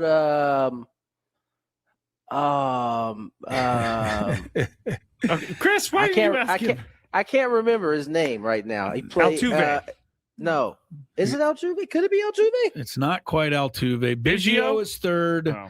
This is a switch-hitting, power-hitting outfielder, Lance Berkman, number 2. Oh, come on, TG. Yeah, I thought you'd get it. But, all right, Seattle Mariners, you're still undefeated, Tony. Mariners is pretty simple, I think. Ken Griffey Jr., Edgar second, Jay Buhner third. And now, as the soccer team would say, a clean sheet for Tony Gwynn Jr. He's trying to go 30 for 30. Who is the Texas Rangers' all-time leading home run hitter? And keep in mind, they were the Washington Senators before the Texas Rangers. Tony, I'm gonna say is Juan Gonzo Gonzalez. He won about 3 or 4 home run titles, so that would be a pretty good guess. Frank Howard hit 246. Oh. Rafael Palmeiro 321. But Juan Gonzalez, this is a champ, 372. Let the man dance. Wow. He went 30 for 30. Yeah. He didn't even turn it into. It wasn't even a contest today. It was just a coronation of Tony. Wow. Great job, Tony. That is incredible. You got them all. That's pretty good. Send us a shout out, tweet, text somewhere. If anybody else did that listening and you got all 30, or if you got 29 out of 30 and you missed one, let us know. Gwynn and Chris continues as Tony dances his way to another championship on 97.3 The Fan.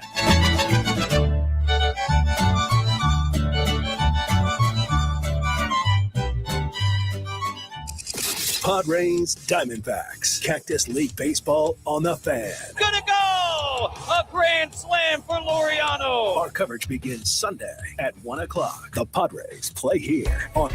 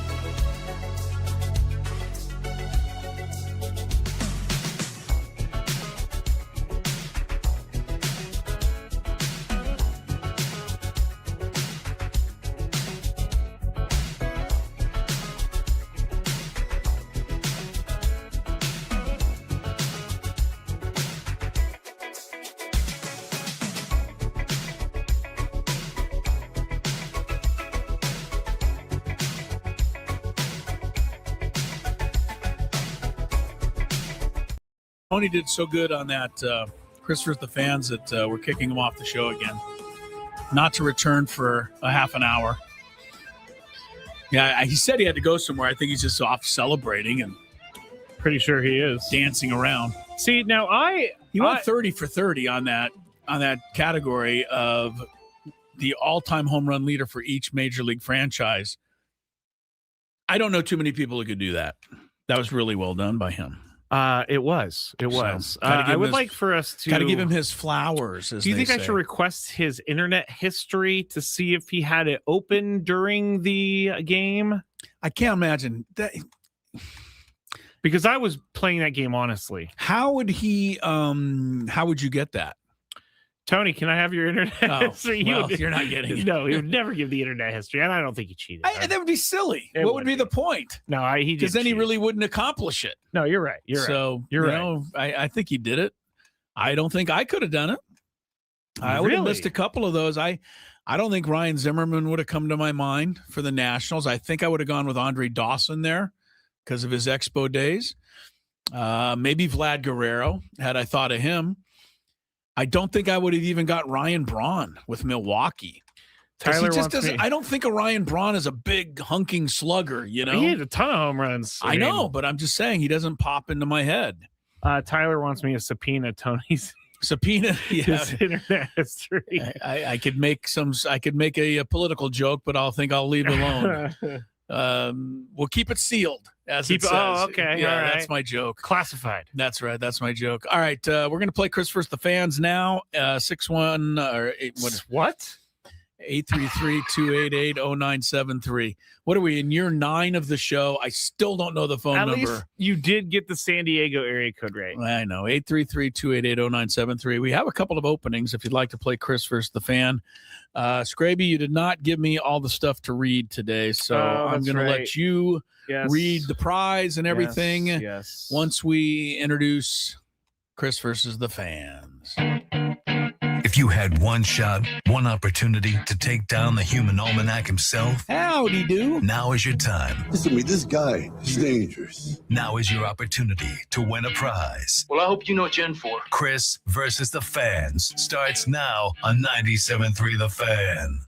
All right, here's what you're going to be qualified for: a chance to win the grand prize, which is a 2-night stay at Fontainebleau, Las Vegas, and a $150 resort card or resort credit. March is here in Fontainebleau, Las Vegas is the place to catch every game. High energy watch parties with expansive screens, great food and drinks, exclusive room rates, plus the pools and day club are open. Book your stay today at FontainebleauLasVegas.com now. Right now, Chris. Now. Okay. You're going to have to play Chris versus the fans then. Yes, you have to. And here's how you win. My stay at the Fontainebleau. You have to make it through 3 questions. Each question will get more difficult. If you get the question right, you move on. If you get it wrong and Chris gets it right, you are eliminated. But if Chris gets it wrong, then you move on to the next question or you win. If you're a first-time player, let us know before we get into it, and you'll get that question for free today. One quick programming note. Yes. We are off tomorrow. Oh, yes.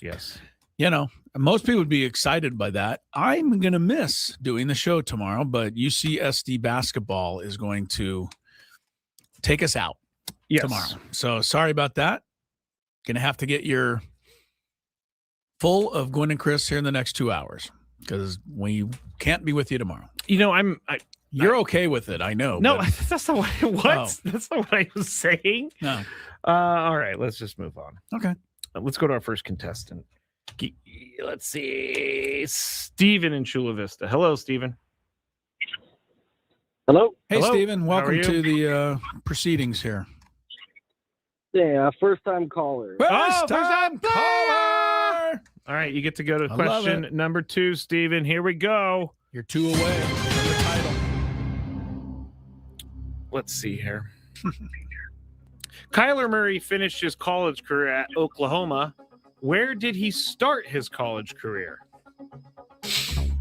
Oh, man. That's a tough one.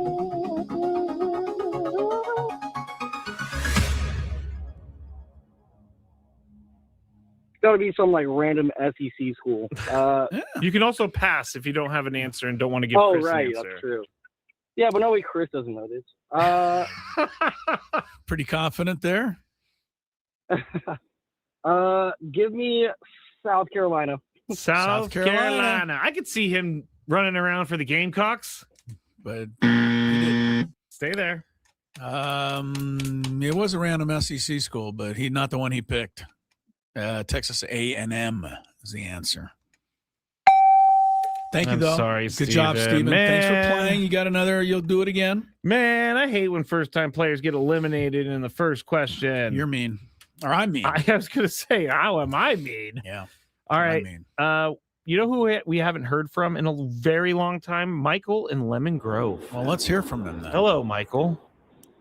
What is up, guys? How is the Big Lemon doing these days, Michael? I don't know. I've been out in El Cajon for like 4 years now, and so you're not near the lemon. Do you know what I'm talking about, Scraby? The big lemon right there in Lemon. Yeah, the big old lemon. Yeah, I used to live a block down from that. Okay. I just now I can't use my mouse for some reason. I just changed you to Michael in El Cajon. So there we go. Oh, he will no longer be Michael in Lemon Grove. Yes. Good for you. All right, here we go. Question number 1. What team beat Team USA in the WBC a couple nights ago? That would be Italy. Italy. You know, Mark DeRosa is still taking heat because his answer of yes, I knew the situation is not sitting well with people. Well, because we don't believe him. Exactly. I mean, I told you that yesterday. I said I thought he was lying. And I think he was. Admit it. Yeah, I think he was lying. I mean, that's a massive blunder to admit, but it's better to admit it than to keep saying you actually knew. Yeah, you're just being boastful, but you actually knew it. That doesn't. Sorry to have this discussion while you're having your game, Michael, but yeah, I mean, it doesn't make sense. It doesn't. All right, go ahead. Back to Mike. Here we go. Question number 2.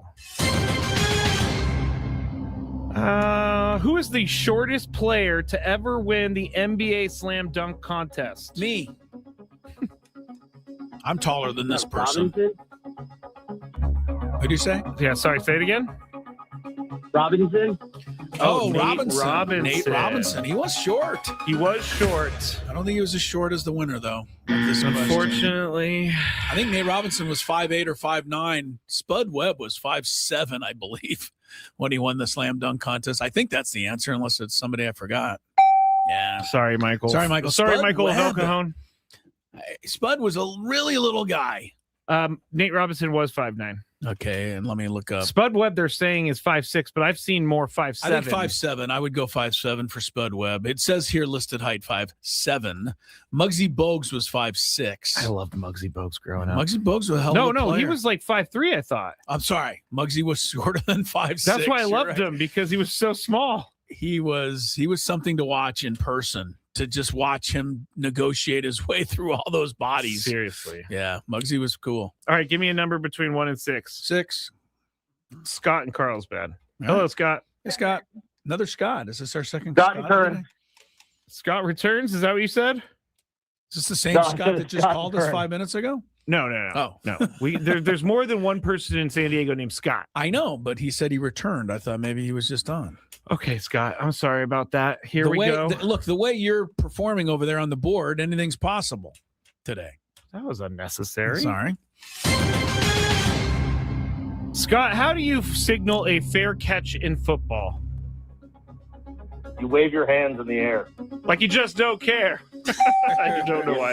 That was a weird question. Like, what was he had to describe it properly. He did. He said he waves his hand. You can do this. I've never It's seen not one anyone do hand. it. It's the rule. I don't believe. Have you ever, Scott, let me ask you, have you ever seen a punt returner wave both hands in the air? No way. I bet you at one point, somebody Somebody did waved it? 2 hands. We're giving it to you, Scott. You moved on. You moved on. I'm just saying that Scraby's completely wrong. I don't know why Chris has to attack the questions. He's just mad that he didn't get to be asked it. I love to attack the questions. The great Babe Ruth retired with what team? Oh, this is tough. Tougher than you might think. Wow. Sorry to say I know it, Scott, Chris- so you better take a Chris guess. obviously Chris for sure knows the answer. I do, so you're going to have to take a guess here to give yourself a shot. Yeah, it's just going to be a straight out guess. Obviously, you started with the Red Sox and went to the Yankees. I'm going to say, Curran says the Tigers. Tigers. Babe was never a Tiger. He finished back in Boston, but with the Braves. And they were the Boston Braves. Sorry, Scott. That's a tough one. But Scott. there are a couple of, if you go online, you can find some, what they would refer to as a very rare photo of Babe in a Boston Braves uniform. It doesn't exist too much. Was he Everybody drunk? Remember? Probably. Might have had a hot dog in one hand. And a cigar in the other. Yeah. All right. You know what? Let's go to our guy, Easy Money. Hello, Easy Money. Easy. Hey, how's it going? Pretty good. First-time player. Yeah. That is not true, Easy Money. He's first-time player today. That's what he's referring to. Oh, right? okay. Easy? Okay. I mean, I would like to do that, but then people would be waiting outside the studio for me because I didn't give them that. All right, Easy Money, here we go. Question number I just like saying it. 1. Good try, though, Easy. Hey, you never know until you take a shot. What NFL player is known as prime time? NFL player. Oh, okay. Yeah, he's the quarterback, the coach for Colorado. Why am I forgetting his name right now? Oh, no. Sanders. There you Joel go. Sanders' dad. There you go. I said there's Sanders' dad. He knew everything about the guy except his name was Dion. Deion Sanders. Oh, But you're yeah, good. yeah, You're that good. guy. And I want to say his name still is Dion. You always say his name was Dion. I'm like, no, he's still. No, his still name is. actually is Coach Prime now. I believe that's what he true. He changed might have it actually to. officially changed it. I wonder what's on his license. You have to call him Coach Prime when he's a coach, and when he's not, he's Dion. Okay. Okay. This one is difficult. Which active AL catcher has the most career home runs among current MLB catchers? Active AL catcher basically has hit more home runs than any catcher in baseball right now.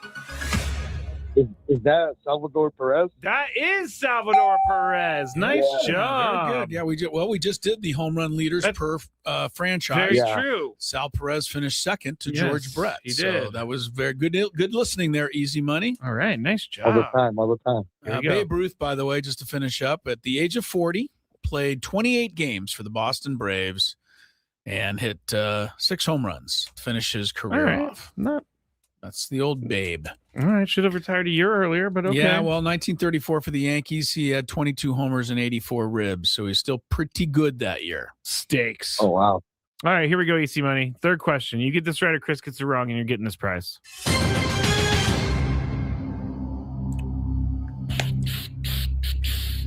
In the 2020... No, Chris knows that. Sorry. What Aztecs men's player is averaging the most points per game this season? What team? Aztecs Oh, men's. Aztecs. Leading scorer on the Aztecs. Magoon Bluff. Stay Definitely not there. Magoon. That's fairly tough because everybody had about the same amount, but I'm going to go with Dixon Waters. Yeah, sorry, Easy. I love Easy Money, but you know me, Scraby. I can't not get it right if I got to take a shot. That is true. All right, we're going to go. That's one of the rules of the game. We got to go tiebreaker. I think people have learned this. I will never just give it to somebody. I can't do it. You know what I'm going to do, Chris? For tiebreaker, we're going Nate Robinson. The old New York Knick, 3-time slam dunk champion. 11 seasons. Had a good career, but man, he could slam it. Did he play for Minnesota too? I think so. No. What? No. Nate Robinson? Knicks, Celtics, Nuggets, Bulls, Warriors, Clippers, OKC, New Orleans Pelicans. My God, he played for every team in the league but Minnesota. He did. All right. I'm trying to. Do you know that like Baseball Reference and all those websites changed their menu? Have you seen this? Yes, it's harder to find stuff now. It's really hard to find stuff. I think it will be for a while, then you'll get used to it. But yeah, right now it is harder to find stuff. I can't handle it. I don't like it either. I'm with you. Let's go to give us how about Guy? Guy. Hello, Guy. Bay Park. Good place in town. Hey guys, how are you? Pretty good. Excellent, pretty sir. good. Thank you for I'm joining pretty sure us. Guy knows how to play this tiebreaker. I'm going to ask Chris for a number. He's going to give it to me, and Guy is going to answer whether or not Chris's guess is higher or lower than the actual number. I know that was confusing. It was really confusing, but it's easy for you to say. It's fine. It's not fine. All right, There's Chris. people out there who don't know what the hell you just said. What's new? Let's go with how many threes did he make in his career? That's fair. How many years did he play? 11. What years? That matters because they didn't shoot. 05 through 16. All right, so they were making some by then. 11 years. Had to make 300. 300 yeah, I'm threes. say about 30 per year. Guy, is the actual answer higher or lower than 300 career threes? Higher. Higher, way higher. It is way higher. Is it? Way higher. So, guys, stay right there. You are the winner. He made 811 threes in his career. Yeah, they were shooting it a lot more by then. Guess so. what? His 3-point percentage too was pretty decent for a career. 36% from three. That's pretty good. Although nowadays you need to be closer to 40. True. But in those days, 36 was certainly acceptable. True. All right, guys, the winner, Chris versus the fans. We take a quick timeout. Much more Gwynn and Chris ahead. Tony returns, if we let him, for the Big Five, which is at the bottom of the hour. We have traffic right now. From the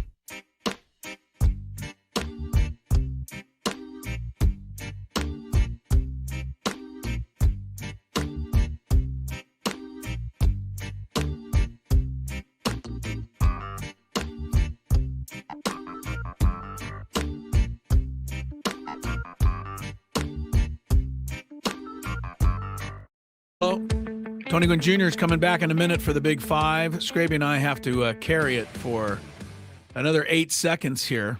So this is really a short segment. What? 8 seconds? Sorry, 2 minutes and 8 seconds.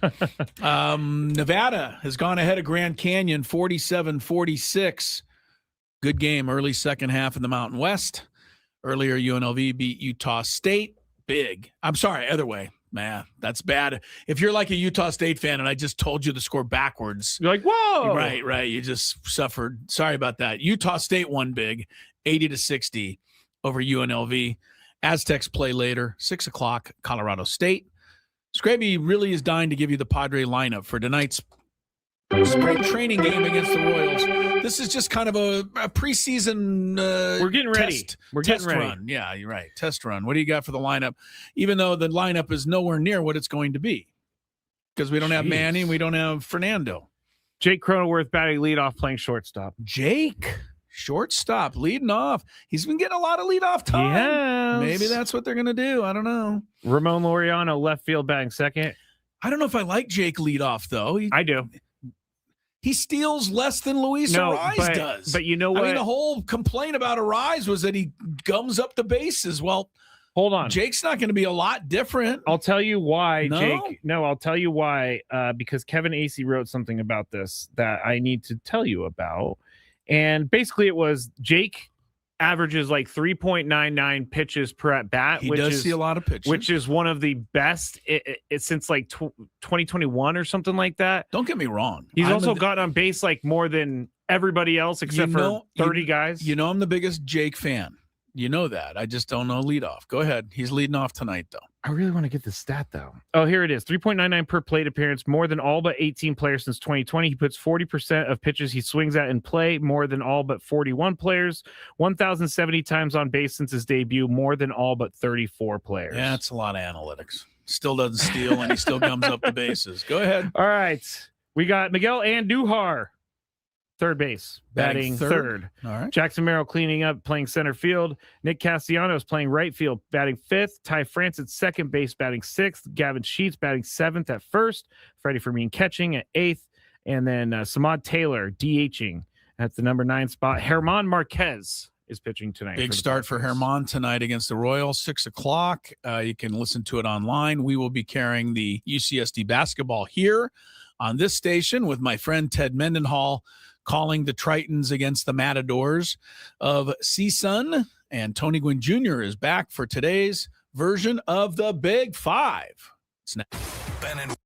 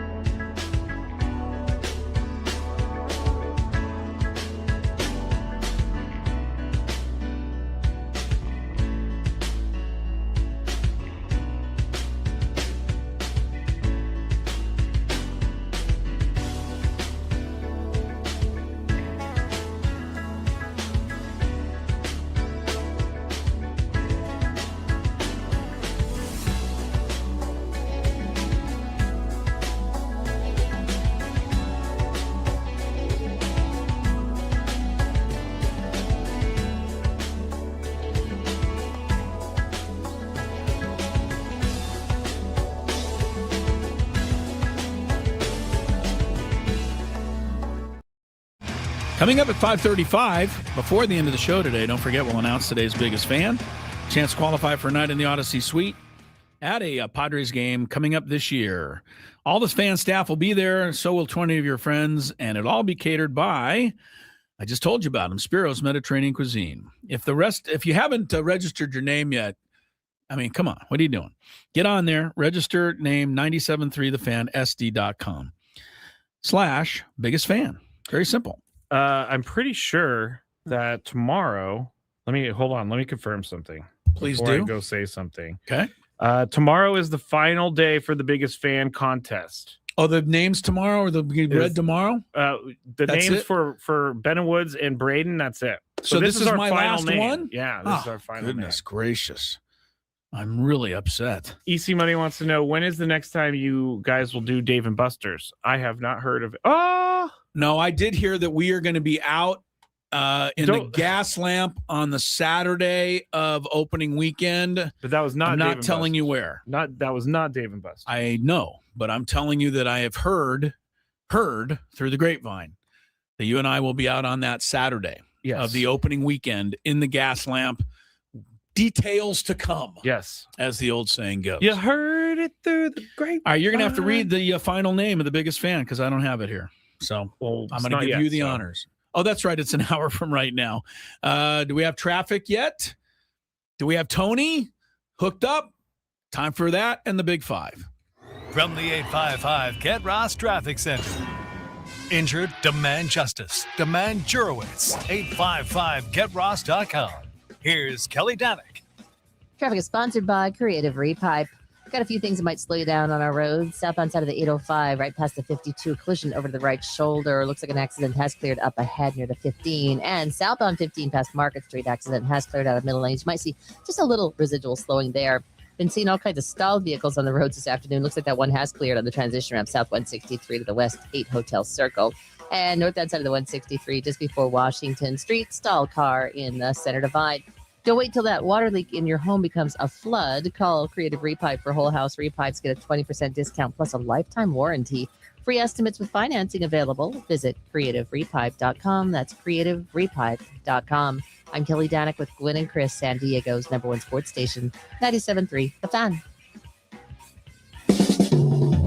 It's that time of the show when we check on the latest in sports. Only the most important topics and questions are brought to light. Stop what you're doing and listen. These news stories will astound and amaze you. The one, the only. Oh my God, who the hell cares? The Big Five starts now on 97.3 The Fan. Chris Ello and I broadcasting live from the Bill House Studios. We know how. Tony Gwynn Jr. from Peoria, Arizona. And we have a good old Big Five ahead of us. Tony knows how. Tony knows how. Oh, I turned off the wrong mic. We know how. See, he can even sing it. Can we do our own jingle, guys? No, let's just go play the Come on. Let's do Big Five. No, I'm not asking to do the jingle right now. What Jeez. jingle? Like the Bill House Studios, like us do the Bill House Studios. Bill House! No, let's not do that. Okay. Let's just change the wording and have our own jingle, and it'll be Gwynn and Chris. I think that's copyright right there. Well, we'll just tweak it a was little. good, though, actually. We'll tweak it a little. It does work. How about like Gwynn and Chris? You know, now we've changed it. You're right. You're right. It's like Vanilla Ice and Under Pressure. think- Sure. I think we'd win in a court of law. I think we should just do the Big Five. Okay. All right. He's Tony's probably over pretty us. smart. Tony's over us. All right. Number 5 is this. Now, we have all been talking about Fernando Tatis Jr. probably batting in the cleanup spot this year for the Padres. If you haven't noticed, he is on fire at the World Baseball Classic. Of course. But I'm not going to ask about the leadoff spot because Dennis Lin had a projected lineup 2.0 article come out, and he has Fernando projected as second in the lineup. So obviously not a crazy deal, but Tony, you're up first. Could you see Fernando being second in the lineup? Yes, I can. I can see Fernando honestly anywhere one to 4, and so we'll see. They haven't had a chance to really put him in the lineup in spring training. When they did, he wasn't hitting leadoff, and so We've seen a lot of Jake. We don't know if that's because Bogey's been gone. When Bogey was around, he was leading off. So, I mean, who knows? I think when this week ends and we have – I think it actually goes into next week, the WBC. And I'm assuming Dominican's going to be in there as long as possible. It's kind of hard not to. We won't find out until, end of next week, probably at earliest, as we start to get closer to head back. I mean, listen, we only have 23rd is the last day. Spring's almost done. Tony, you're almost coming home. I've almost made it, gentlemen. Come home. We got 11 days basically to kind of sort it all out, and then we'll go from there. But I can see him hitting anywhere from 1 to 4. Chris, what about you? Fernando Tatis Jr. second in this lineup. Yeah, I'm going to go with a couple of quick things here. Number one, Fernando has said he doesn't like leadoff. That is good enough for me. I understand that he has to do and he will do what the manager tells him to, but why not put him somewhere where he's more comfortable? That makes sense. Number two, what's happening in spring training, we've all come to learn over the years, doesn't really mean a whole lot. They do a lot of different things. They're trying a lot of different things. I'm sure Craig Stammen has it in his mind what he really wants to do come opening day. And, I think anywhere in the first 4 will be fine. The one thing that I do find comical are the people that are out there saying, I guarantee he won't bat cleanup. Well, unless you're Craig Stammen, I don't know how you can guarantee that. So let's just see where he falls. And, personally, told you before, I like him in a position to be able to drive in a few more runs. All right. And by the way, there's no rule that says you can't change it after opening day. We've talked about this. No. Right? No. Yeah. That's it for the rest of the year. Yeah. No, that's a new rule, guys. You can move it. You can actually move it around until you find your sweet spot. So why not try him in the middle somewhere and see if it works better? And if it doesn't, then you can go back. You're absolutely right. Thank you. Number 4. You can go home again. Now, the 5th major is happening this weekend. The Players' Championship. What is this, curling or no, what sport? PGA Tour. Of course, the 5th major. Of course, now Phil Mickelson's not playing in it. It's not that big of a deal. But when he was playing in it, it was a big deal. Well, the only two people who call it the 5th major are you and Rory McIlroy, which is why I don't like him. And Charlie Hoffman. He said it on our show. All right, I'll make an exception for Charlie.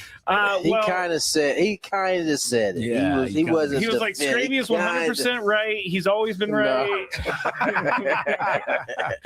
Well, Colin Morikawa, he was in the tournament. He got hurt. He played 1 hole. Okay. And he parred it, actually, the 10th hole. Yeah. He swung on the 11th tee for a practice swing and then withdrew. Ball game. Betting fans are not happy. Oh, please. Betting fans are not happy. So someone, I don't know which service this is, but they contacted their AI to be like, I want my money back.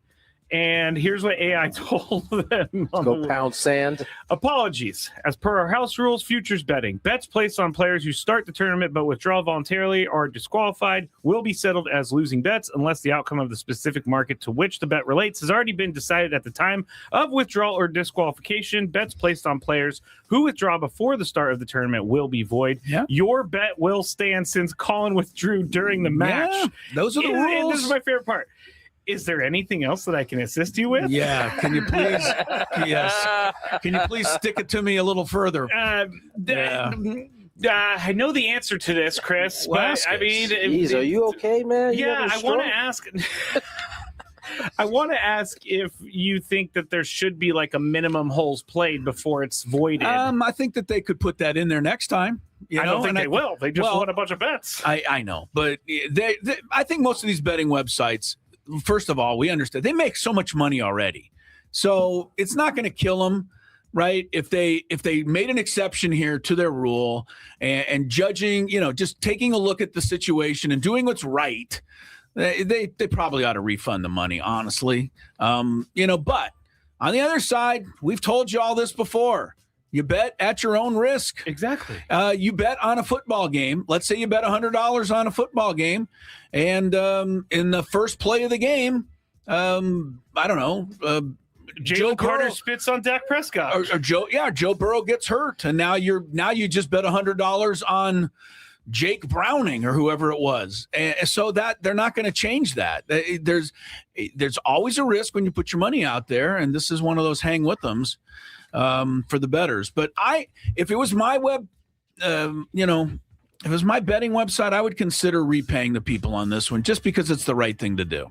Well, that's a good thing you don't have a betting website. No, why not? I think it would make everybody come back to my website and say, "Hey, these guys are fair." I agree until you realize you're refunding too much. Well, okay. Well, you're going to have to watch what you anyway. Let Tony get in. Tony, do you think there should be some minimum holes played before it is a good bet or a proper bet? No. I think it is said in its actual name. I believe betting, there's another word for it. It's called gambling. That is the definition of it. Yeah. The very nature of gambling is that you are risking. Yeah. You're risking a lot. You're risking whatever you're putting down there. Yeah. And that one of those risks is that a player could be healthy at the start of the tournament, take one swing, and he's no longer healthy and can no longer participate. It goes the same in football. I mean, you bet let's say over of 69 yards, and my man catches one and runs for 64, but pulls his hammy. He's out. He's done. You lose. He's done. Yeah. So I'm sorry. That's a good call, Tony. You're right. I'm sorry to the folks who sent the AI message saying you wanted your money back. You will not get your money back. And is there anything else we could do to help? Oh my God, that was my favorite part of the whole thing because it's so AI smug too. Like, no, that's the can thing. I help It's you with not something smug. else? It's coming from AI, so it's not smug. I know, but it doesn't actually have an attitude. Well, sometimes sometimes you should do the right thing. I think you should consider it on this one. This was really something that was unforeseen. All right, gamblers. I think Tony, what you said there was great. I mean, the definition of gambling is risking something. So really that's what you did. I can't believe I lost money on something I gambled on. Ravens GM Eric DeCosta has been getting some heat from his fan base after the trade for Max Crosby did not go through. They don't really understand how they had him. He was announced. Right. And then they sent him back. Yeah. What does Eric DeCosta think about all those people? I mean, I understand it. I understand it. We live in that age of skepticism and people question, especially people that don't really know me or know the Ravens culture and the Ravens organization. So I understand it. As I said at the beginning, we've got a responsibility. I've got a responsibility to the Ravens, to this community, to our fans, and to Steve Bisciotti to do what we think is best for the club. And that's what we always try to do. Every decision we make is based on this idea. Is this the best thing for the Ravens? Very, very challenging. Again, I understand how people might maybe from afar would feel that way. But all right, you guys get the gist of everything. And by the way, and when he says feeling that way, feeling like something fishy went on, is that what you're saying? I don't know if it's fishy. I think it's just maybe they aborted. They made the decision to give up on it too early, type of thing. Or maybe I don't think it was fishy. I don't know what people are complaining about, but I know Tony goes first this time. Yes. By the way, the guy who captures the audio, his job, he should be fired because that was some of the hottest mic audio I've ever heard from an NFL podium. Oh, that was It was hot. He was like, it was definitely hot. You know who it sounds like got the audio? What? Me. That's how I would do it. Oh, no. All right. It was high. The question. What's the question? Yeah, I didn't hear a question. Did the Ravens do the right thing? I don't know. I mean, listen, I think they obviously knew he had knee surgery, right? And so they couldn't have possibly thought he was going to come in like ready to do a vertical jump and whatever, right? Like they had to know there was something. Now, from what I gather is the right now wasn't the issue. It was 2 years down the line. I'm assuming when that money starts to get a little heavier, was he going to be right? And I also heard that they had my man Hendrickson. Is it Hendrickson? Yeah, Trey Hendrickson. Oh yeah, it isn't. Hendrickson. Dad Hendrickson in the building at the same time. So they kind of, at least if that is true, they knew something could happen, right? Because why would you have him in the building if you're about to acquire this? They asked player? Jessica Alba out on a date. She came over. They went, wow, Jessica Alba. But then Anna de Armas knocked on the door, and all of a sudden Jessica was looking a little old in the tooth. And so, hey, come on in, Anna. You know, this is what happened. Did we just get a look into Chris's mind right there? Nah, I think they're both beautiful. They're both beautiful. But it was a buyer's remorse, wasn't it? I don't know. I don't know if it was buyer's remorse, because ultimately they get their 2 picks back and they get Hendrickson. So I don't know if it's buyer's remorse, or maybe he thought to himself the knee was the opening to pivot, and now you can keep your 2 first-round picks and get a dude that is a really good player. So I'm surprised. I don't know if it was the right move or not. It certainly seems like it ends up being the right move, considering they got to keep their 2 first-round picks. Yeah, I would say that's actually huge. I think Tony's 100% right. Number one, number two. The day Max Crosby keels over on the field in Week 6 next year for the Raiders, I wonder how many Ravens fans are going to call Eric DaCosta and tell him he's a genius, right? They're going to love him as soon as that happens. The one thing I would say, because I agree with you 100%, I'm not going to change what you said, Tony. The one thing I would like when you make a trade, is this always the case? Do you always have a few days? Do you always have? Well, you have to pass the physical. Always pending. It's always pending a physical. I mean, because this seems like a really cheap move. It seems like the Ravens kind of played from both ends here. They got one guy, and then when they realized they could get another guy, they kind of were able to wiggle out of the first guy. This is where, the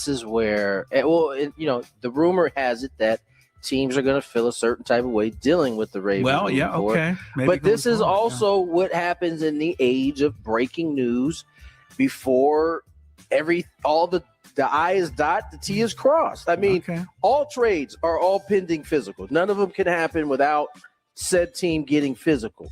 But usually, or most of the time, those physicals have no hiccups. So the report just kind of seems perfectly fine. But if there is a hiccup, this is kind of what happens now. Like, as if we didn't know about it, it wouldn't be nearly as big a deal, right? Until it got out to the public's eye, and it's like, well, wait a minute. You mean to tell me you get your 2 picks back and you get to sign? Like, it now the optics look completely different because we all had a heads up on it, you know? And now the Raiders are extremely over the cap because they just signed a bunch of free agents and expecting that trade to go through, expecting to get that money off the books. Chris, couldn't happen to a nicer organization. Did the Ravens do the right thing? I already answered. I think they played both ends of this, and I think they come out smelling like a rose. But I will agree with you that maybe other teams will be more hesitant now with them, because I think it was kind of chintzy what they did. I do.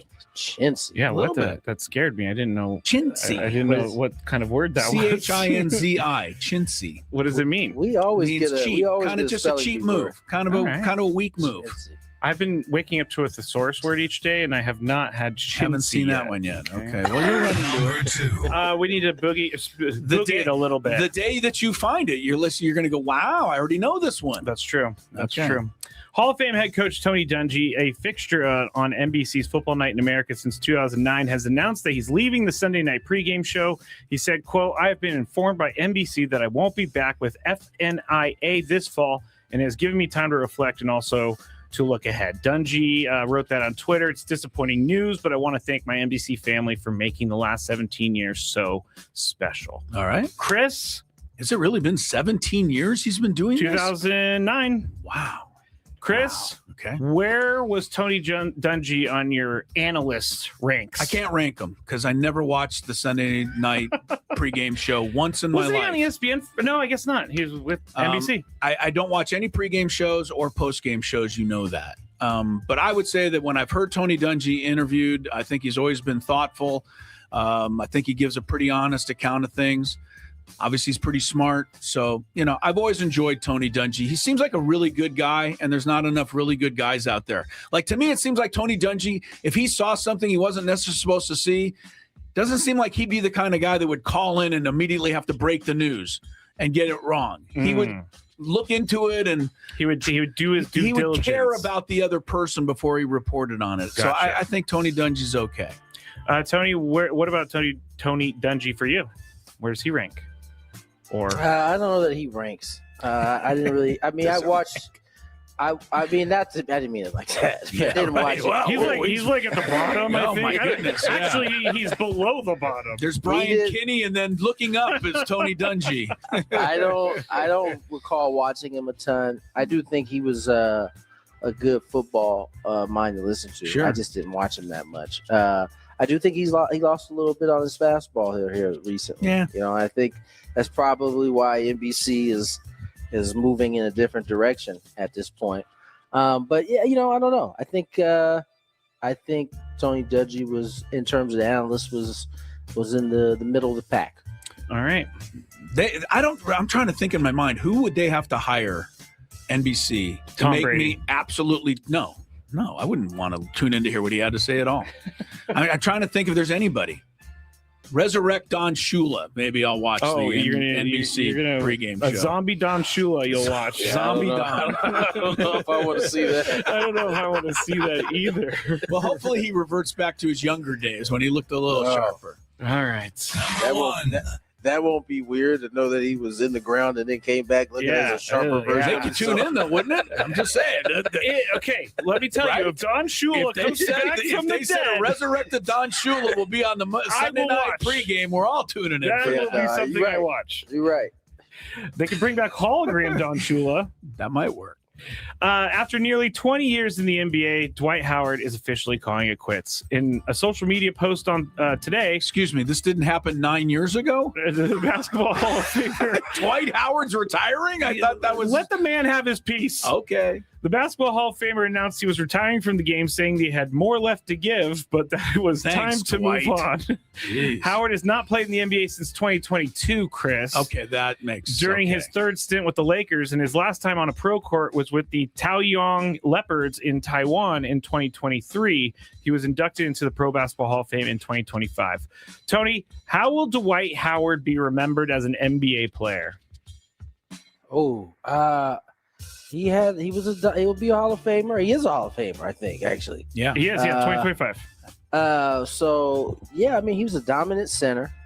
I think some of the things that he's been involved with off the court, like as his career has gone on, will obviously be a part of the story. But in terms of basketball, it's hard to deny Dwight Howard being, you know, he should have been one of the top. He should have been a top 100 player. I know he got snubbed in that, but yeah, I think he's going to go down as one of the better centers. Chris, how will Dwight Howard be remembered as an NBA player? I'm going to say he's going to be remembered as a really good player, and I'm going to say he's just outside the top 10 of all-time centers, which I think is pretty high. I think he would put himself in the top 10. I think he'd probably rest just outside of it. Okay, well. So long, Dwight Howard. That is hilarious. I didn't know you could not play for 4 years and then announce your retirement. Chris, he was looking for a team. Come on, man. He had one. He said he had more left to give. What'd you say? The Occult Swallows he played for? No, the Taiyu. I think that's an NPB team. It is. All right, that's it for the Big Five. When we get back, one more hour. UCSD will play tonight, so we are done at 5:52. But the happy hour is up next here. 97.3 The Fan.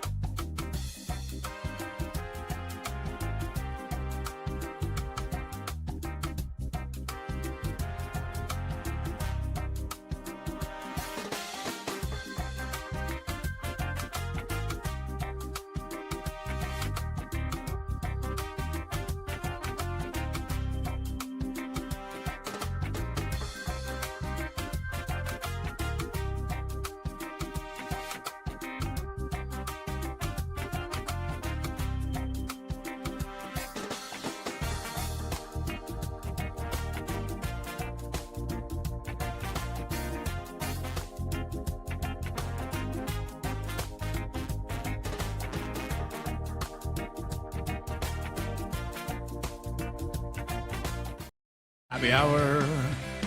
Final hour, actually final 45 minutes of the week for us. Marcelo, Scraby. Forgot I was on camera for a second, and I raised my arms in the air. You were excited about being done for the week? No, you know what? I think I'm going to do some sort of YouTube video tomorrow. I don't know if Chris is going to join me or not, but I'm going to do something live tomorrow on YouTube. Well, I mean, if all I got to do is plug some gear in, I'm pretty good at that. You just gotta go to your computer, hook up. I'm good at it. StreamYard, and there you go. I'm good at it now. So we'll try to get something on there tomorrow. We're not on the radio because we have UCSD basketball. We also have that coming up here this evening in the Big West tournament. UCSD will be taking on Cal State Northridge. Ted Mendenhall, give him a listen. He's got the play-by-play tonight for the ball game right after we're done at about 5:45 here this afternoon. It was like some sort of alternate universe last night, because Ted Mendenhall says, "Hey, Adam, I'm here." Craig goes, "Ted?"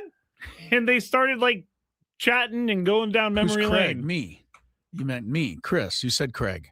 Oh, sorry, Chris. Yes. Yeah, I said, "Hey, Ted." Yeah, I know Ted for a long time, but I don't talk to him often. It was funny how you guys just went into like this Picked it up mode. Picked up right where we were. Yeah. So Ted will be on with the broadcast following us. We got some happy hour stuff here brought to you by GL Pools. Hey, look, I mean, their trucks are everywhere. They're terrific guys. Yes, they are. They'll come take care of your pool. I don't have the thing in front of me. I just got to let everybody know. If you say radio when you call, that'll be a good thing for you. I'm getting it. I just got to let everybody know that today might have been my craziest day of the year so far. So I'm sorry for being so unorganized. Happy Hour is brought to you by our friends at GL Pools. We thank them. We love them. The company trusted by thousands of San Diegans to keep their pools sparkling, swim ready, and expertly maintained. Call GL Pools now. That's all the stuff I meant to say right there. Call GeoPools now and say radio for a free month of service. I did there was one in my neighborhood the other day, and I wanted to go up to him and be like, "Hey, I'm the guy. Hey, we're the happy hour people." I'm the guy. I have no idea if they would have known. Yeah, they wouldn't have known. No, they wouldn't have. All right, here's what's going on in sports. A lot of college basketball, including the big story of the day, which we'll tell you in a minute. But before we get to that, football news, Kyler Murray is indeed a Viking. Everybody at softball last night who told me that they expected Kyler Murray to be a Viking today, you were right. Very good. He is a Viking today. Dre Greenlaw, who was the guy to tore his Achilles running onto the field at a Super Bowl game a couple years ago, is back with the 49ers. If you've never seen the footage, it's kind of funny, and then you realize what happened, and you're like, "No, funny at all." I said it looks funny at the beginning because he just falls down. Well, but then you realize what's going on, and you're like, "Oh, this is not good." They have some of the players mic'd up on the 49ers side, and you could hear their excitement about the Super Bowl go away when Dre Greenlaw got hurt, because they're like, did Dre just hurt himself? Yeah, that's George what you Kittle, blame. That's what you blamed the loss on, and you continue to blame. The loss on I that. didn't blame the loss on that. Yes, you do. At WBC, Mark DeRosa did speak today. I want to give him the benefit of the doubt. He said that, when he made the claim that they had moved on to the next round, he was just boasting, but that he knew they had to win the next game against Italy. Just hard to believe him. It is. But, let's let bygones be bygones. The USA is in the quarterfinals. They'll take on Canada tomorrow in the next round of the WBC. Padres play the Royals tonight, so there's no real spring training action to talk about. But we do have an update from Craig Stammen on Joe Musgrove that is going to come up here in about 5 minutes. So I'm actually looking forward to hearing it myself. I don't know what the update is on Joe. I want to hear that. I'm a little scared, to be honest. Right, I know. And then the Padres have shut a pitcher who down for the season. A pitcher who you know of has been shut down for the season. We'll give you that with Craig Stammen in a little bit. But I did want to get back to college basketball because the Aztecs got Colorado State coming up, and it'll be at 6 o'clock tonight. Now, the news is, Scraby, that LZ Harrington, the freshman, is out for the year. And he's apparently going to have surgery. Now, he missed a bunch of games down the stretch. Yeah. He came back. I thought he played a game or two, and now I guess he's out for the year. This is probably social media fodder. The next thing I'm going to tell you. But everybody's assuming that he's already got a foot out the door to transfer in the NIL, and that's why he's sitting out. Even though the word is he's going to have surgery on this injury. Do we know what the injury is? Something in the leg there. I'm sorry, I didn't remember if it was knee or, but anyway, LZ Harrington will not play for the Aztecs. Foot. Apparently the rest of the way. Injury. Foot, thank you. Apparently he will not play. He's certainly not playing tonight or this weekend, and if they advance anywhere, he's not going to play. But like I said, the social media concerns are that we'll never see LZ Harrington again in an Aztec uniform. It's not wrong. You can't say I'm not worried. Yeah, you can't say that somebody of that talent is not being recruited to, be given a couple $1 million to go play somewhere else. So we'll see how that goes. Aztecs will have to do without him tonight against Colorado State. And the other two games, earlier, top seed Utah State looked really good. They blew out UNLV 80-60. The next game is really good right now. There's less than a minute to play. 5 seed Nevada leads 4 seed Grand Canyon 76-73, but I believe it's Grand Canyon ball. So this is coming right down to the end in the other Mountain West. Some of the other basketball that I know people want to know, the biggest story of them all is in the MAC. The darlings of college basketball, Miami of Ohio, after 31-0. Finally lost today, and they lost to a very surprising thing in the quarterfinals of the MAC tournament to 8th seeded Massachusetts, or UMass. UMass won it 87-83. The conversation as far as Miami, do they go to the NCAA tournament or not? Most people think that the committee's going to let them in. But most people, but everybody's saying, oh, they're going to let him in, but they don't deserve it. It's just hard for me to agree with that. I get the point. They didn't play the schedule that, a lot of these teams did, but even against bad teams in your schedule, it's still really hard to on win the road 30-plus games. Every time they went on the road, the entire state would come out to cheer against them and pack the arena, and they'd find a way to win. Anyway, they did lose today. We'll find out Sunday what their fate is. A couple of games right now to update you on. Top-ranked Duke is trailing Florida State at halftime. That's weird, 44-43, though, only 1 point. Fifth-ranked Houston is trailing BYU at halftime. That is in the Big 12. 41-37 BYU leads over Houston right now.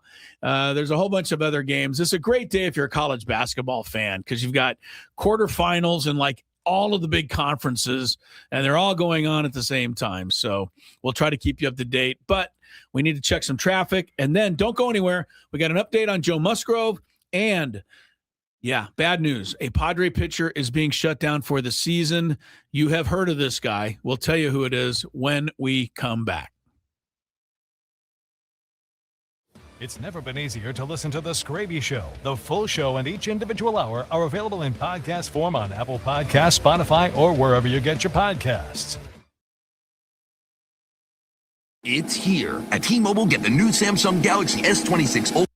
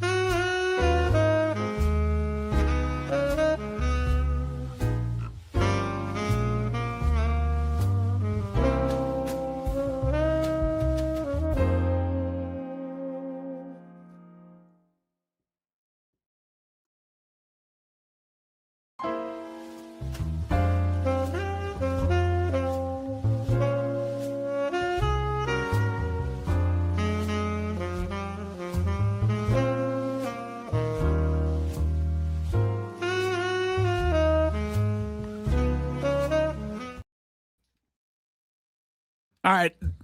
You know, not every segment is just for all you, the listeners. I know you think it's all about you. It is. No, it's not. For me, it is. This segment is about you, Scrape.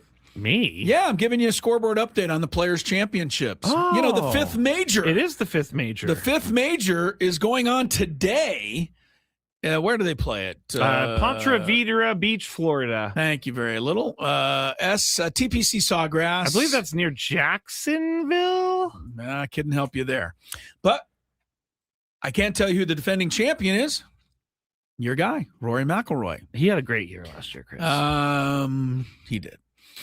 He's not leading today, though. After the first round, it's Maverick McNeely. Oh, I like Maverick. With the 67, Although 5 I think under. he's one of those kids who had unlimited resources to become a pro golfer. Are you telling me Rory McIlroy had to, trudge up a hill every day? I don't. His parents, like, he started golfing when he was really little, but he didn't grow up with money or anything like that. Man, I feel for you, Rory.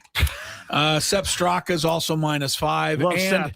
And one of your other guys that you like, Sahith Theegala. I do like him, but also -5. He needs to take a step up if I'm going to keep backing All right. him. Group at -4, Justin Thomas is in that. Group at -3 includes our own Xander Schauffele. -1. Down. I mean, this isn't everybody. I'm just giving you some scores. JJ Spawn and even par. I would consider this surprising. Wouldn't you, Scrape? What? That even par was the total today for Scotty Scheffler. 72. That is surprising, considering he like didn't shoot an over par round for like wasn't that a year crazy? or something. Yeah. Brooks Koepka also even. All right, so that's day I one. Forgot about Brooks. That's day one of the Players Championship. You can watch highlights tonight on the stupid Peacock channel. So Lambo Carl says it is near Jacksonville. Thank you, Lambo Carl. Appreciate you. All right. Is this game over? Nevada 84, Grand Canyon 80. It is final. Steve Alford moves on to the semifinals. It'll be Nevada against Utah State on that side of the draw.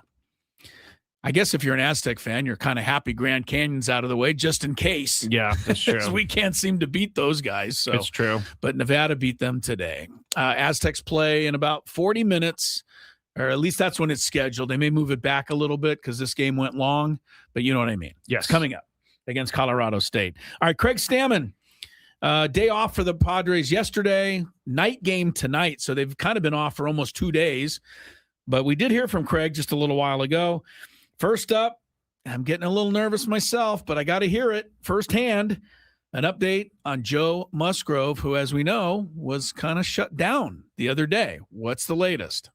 Craig, what's the latest on Joe, his status, progression on kind of the pause? Yeah, Joe's still kind of a little bit of a holding pattern, waiting to kind of get over that hump, feel a little bit better before we start doing anything out on the field, but still in a good spot, still something we knew was going to kind of happen and had to prepare for, and we got his best interest in mind. So just a little pause. Is it fair to characterize kind of the pause as the goal being to get him through a season, have him pitching in the most important parts of the year rather than being like hyper focused on, first turn through the rotation? Yeah, exactly. That's kind of the point, is we want him pitching as much as we can this season, and to take a few breaks throughout the season, even spring training, is the best way we think that can happen. When does he need to get back into a game, or has that time already passed in terms of him being in the first turn through the rotation? I don't know exactly. To me, it doesn't really matter. Like, probably the last thing we're worried about is if he's making the first turn through the rotation. Obviously, in the perfect world, he makes 35 starts for us. That's not realistic. So, I think we're just not rushing anything, being smart about it. Guest appearances there by Sam Levitt and Kevin Acee. The tough questions are starting to come to Craig Stammen. And the answers are starting to be what I've been telling you. Joe Musgrove is not going to be on the opening day rotation. I never said He's he not wouldn't. going to be. I never said he wouldn't. It's okay, which is also Craig Stammen saying. It's okay. We don't care if the first time through Joe Musgrove is there. Yeah. We care if he's there, hopefully late April, June, July. You want him pitching this year. You don't want to just save him and, do what the Dodgers did last year, basically with Blake Snell. I was just about to say, let's do a Blake Snell. I know. I mean, he didn't pitch all year, and then, he's ready now. Yep. And Roki Sasaki, he's the worst pitcher ever. But we're going to close games with him now. And it worked. It worked. Anyway, yeah, Musgrove's, he's down, man. And the thing that I'm going to just repeat what I said the other day, and then I'm going to move on. The first thing Craig told us the other day, and I believe he's speaking for the organization. I don't think this is him speaking so much when they say, yeah, it's going to be a couple of days. No, it's not going to be a couple of days. It's already been a couple of days now. It's going to be more. So just tell us at the beginning, hey, we're shutting him down for the, could be 2 weeks, could be 3 weeks, could be one, but don't give me this. It's nothing. And it's going to be a couple of days. This is something. What if he really did just wake up and his arm was really sore and he was like, hey, I think I just need a couple of days? Yeah, well, okay, but I don't think that was ever the case. Doesn't seem like. All right, we told you also that one Padre pitcher who you've heard of is down for the year. Fortunately, it's not necessarily somebody who is in their, the front line of the bullpen. But I will tell you, when this guy pitched a couple of years ago, I liked him a lot. And then he was mostly hurt last year and he didn't do much, and I guess he's not going to pitch this year. Here's the update. One thing to start, update on Brian Hoeing. He is elected to have surgery to repair his flexor tendon, so he will be out for the season, unfortunately. So we'll miss him. You had a while to prepare for it, but coming into the spring, you thought, here's a guy who could really, really help you. What is the bottom line about not having Brian? Yeah, it's a bummer because he's someone that could have really been a big part of our bullpen, filled a lot of different roles. And, similar to what we saw from him in 2024 in the playoffs, and just how much better he made our team, our bullpen, how well he fit in, and, really felt like we had an ace in the hole with him in the pen. Don't have that anymore. Again, guest appearance, Kevin Acee. So Brian Hoeing will miss the entire season. This is what I think. What a mental thing that would be for any athlete to know you're done. There's a season starting and you are already out for all of it. He's also been out for like Really almost tough. Yeah. He was out, like you said, mainly all of last year. Yeah. This is where I think Kyle Hart can really capture a role. He could be, because Brian Hoeing's the middle relief guy. He's the long relief guy. Kyle Hart can be that guy. He can go the 3 innings if he needs to. Yeah, but nobody does anymore. I was just going to say, yes, you talk about long relief. Long relief is now 2 innings. Long relief is one of those things, though, that doesn't happen often anymore. You have to be blown out in the early part of the game for something to happen. But no one ever comes in long relief anymore and goes 6. No. Like the starter goes an inning in the third, they give up 5 runs, you take them out. The long guy comes in for 6 innings. No. It's like that Dodgers guy that Dave Roberts left out there to die earlier last year. Don't do that. I think he pitched like 7 innings. Yeah, I wore him out. So anyway, I think Kyle Hart's a potential guy. I also think the loser of Marquez, Buehler, is a potential long guy. Although, as we've said before, I think if Buehler gets the 5th spot, they could keep Marquez because they're going to need him. He's a major league guy. But if Marquez gets the 5th start, I think Buehler goes and says goodbye because he's got the freedom as a minor league signee to go find other things. Let's just assume Joe's going to open the year on the IL. Now they need both. I don't disagree with you. But is it having Walker Buehler at the 4 and German Marquez at the 5 is not as enticing to me. Yeah. It's all right. No, it's not. Put it mildly. I have a couple more injury updates from Sammy Lev. No specific date yet on when Sung Moon Song will start swinging again. He'll be on the IL to start the year, too. I Probably. don't care what they say. Will Wagner pulled his oblique about 10 days ago and has not been able to do a whole lot He'll lately. be on the IL to start the season as well. I don't think he was going to be on the roster. You know what? They're smart. I think he will. Why would you just dump the guy? Keep him on IL. I mean, if he gets healthy, he could help you. But to me, the injury list is your friend when you've got too many guys for not enough spaces.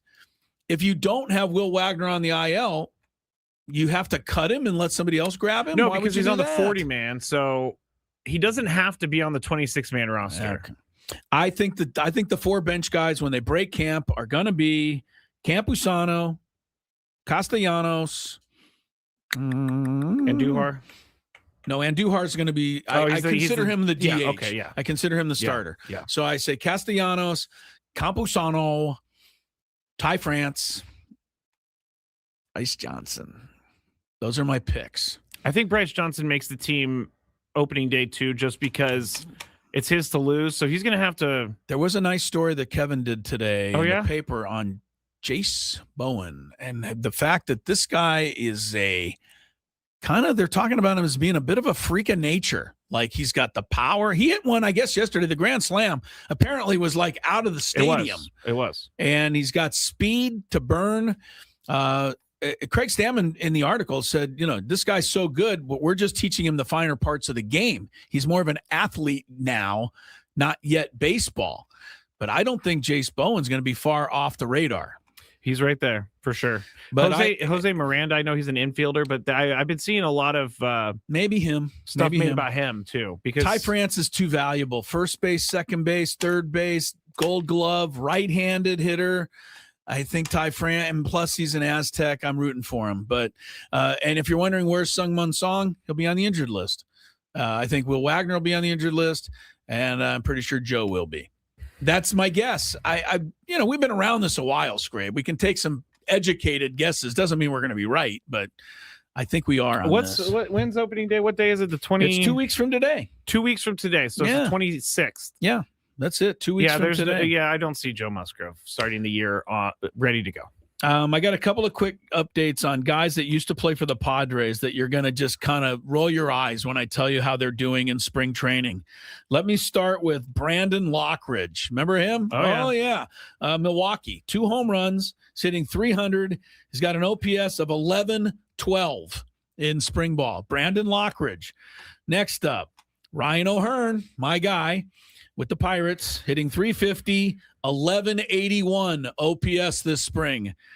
But both of those guys pale in comparison to the Herculean Brett Sullivan Remember Brett Sullivan, our ninth I string liked Brett catcher? Sullivan. I thought he was decent. He's in camp with the Rockies.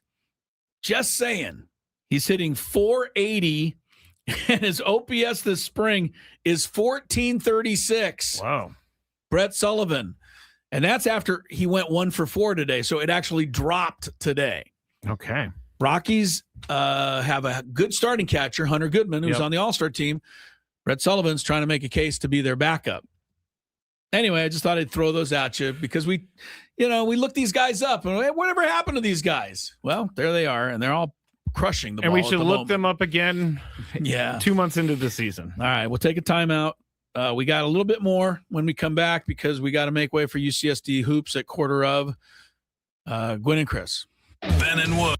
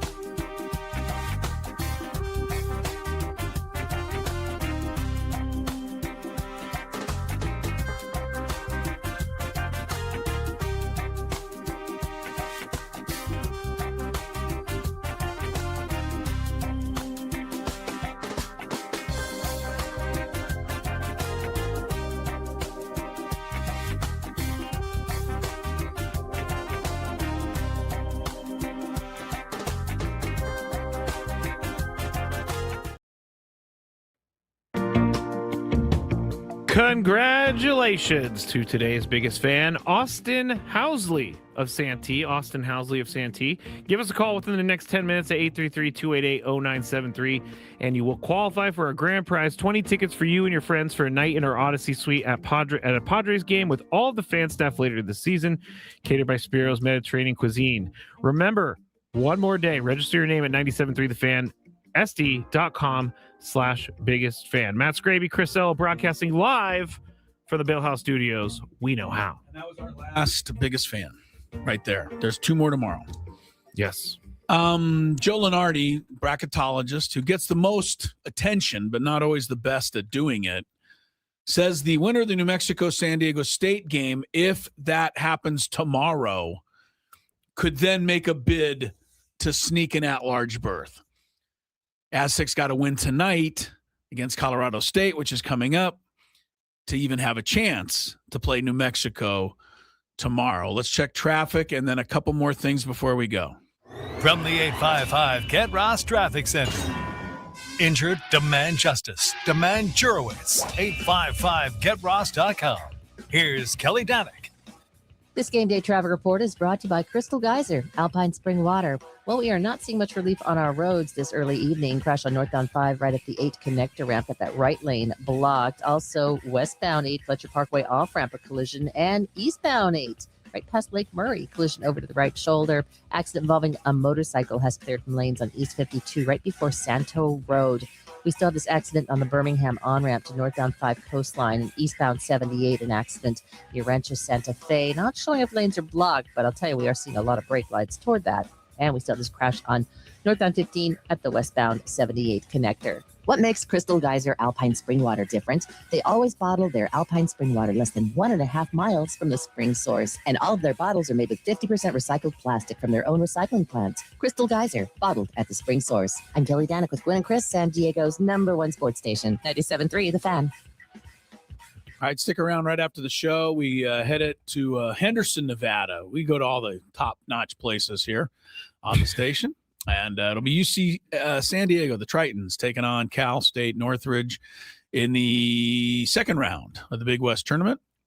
Ted Mendenhall, my guy, has the call here in about 5 minutes. Okay, a couple of quick notes on the bracketology stuff. I just told you the Aztecs have to beat Colorado State tonight, and then they need to play New Mexico tomorrow. That's another thing. New Mexico plays San Jose State later tonight. You can't root for San Jose State. You kind of, because a win over San Jose State's not going to help the Aztecs. They got to beat New Mexico. So those are things to keep an eye on. Also tonight, Oklahoma, Texas A&M. You want Oklahoma to lose. They're trying to get an at-large. Already, an at-large has been stolen today by Miami of Ohio. The 31-0 team lost, so they now become an at-large. And that knocks somebody else off the bump. Aztecs don't want any more of that happening. Correct. Auburn lost today, but you can't swing I'm going to stop saying this line, but you can't swing a dead cat without hearing somebody say Auburn is the greatest team ever. Oh, no. Bruce Pearl's the only one that says that. They're 17-16. I want one person somewhere to say, stop bringing them up. Like they don't deserve it. Can't do it. I know they beat Florida. But they're an SEC school, Chris. We have to talk about them. 12th place in your conference. You should just not even be remotely considered. That is spoken, though, by a true mid-major fan like myself. Duke has come back from 8 down in the second half. They're now leading Florida State 64-61. 9 minutes to go. Houston's come back. They lead BYU 55-53 midway through the second. And the Big 12, I think you're good. Everybody's good. Scrape, you got anything to add since we're not on tomorrow?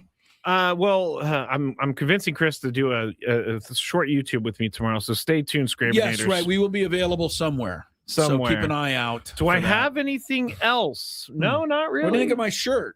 I got this is my you'll see the Aztec players probably wearing this Lock tonight. It in. I like it. This is this year's theme. Hold on, let me take off the banner so that people could see it. Yeah, here we go. There we go. There we go. Okay, the last 4 years. You got to speak it to the microphone. I know. Really? That's something I don't. The last 4 years, Jordan, Nike, has made these shirts for the tournament. Uh-huh. And I have all 4 of the one where they made it to the championship game that year. It said SDSU Soul, SOLE. This year's is Lock It In. You'll see the guys. Do you wear the other one? Probably. Because I wouldn't wear the national championship one. I would just keep that. No, I don't wear it too much. It's not a national championship, but it was close. But to you, it's like to me, it was one of the greatest things I've ever seen. What else we got? Padre baseball tonight. If you're in for that, go find it online. Tony, Jesse, you'll have the call. 6:00, taking on the Royals. German Marquez pitches. This game means a lot to him. Yes, it does. Tonight, I would say. It definitely does. Kyler Murray signed with the Vikings today. This is a story we don't have enough time to talk about, but this Falcon player who is bothering Rickea Jackson. Yeah. Man, 4 charges have been filed against him, 3 felonies and a misdemeanor. Not good. That doesn't sound good at all for the Falcons guy there.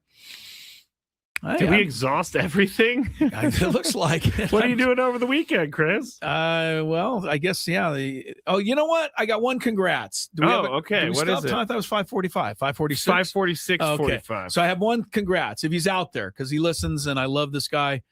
Bernie Wilson's Idaho Vandals made the NCAA dance for the first time in 10 years, and their women's team made it. Nice. So it's a double up for Bernie Wilson's Vandals.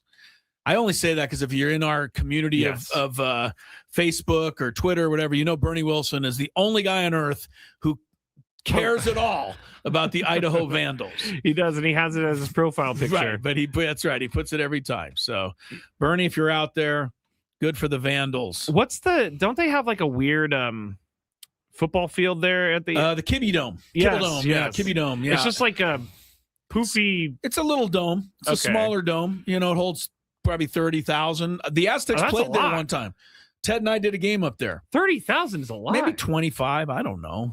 Don't hold me to it. Hang on. You went all the way up there? Well, it was a game. It was on the schedule. Ryan Lindley was quarterbacking. It was indoors, so it wasn't cold. And pretty sure Idaho won the game, if I'm not mistaken. Isn't that sad? It's not the greatest. The Kibbe Dome opened in 1974. It holds 15,000 for football. So I was overstating the 30. That's still a lot. Yeah. For a little dome.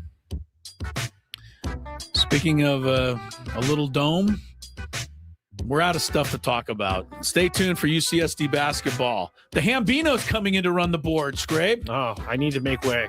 See you later, everyone.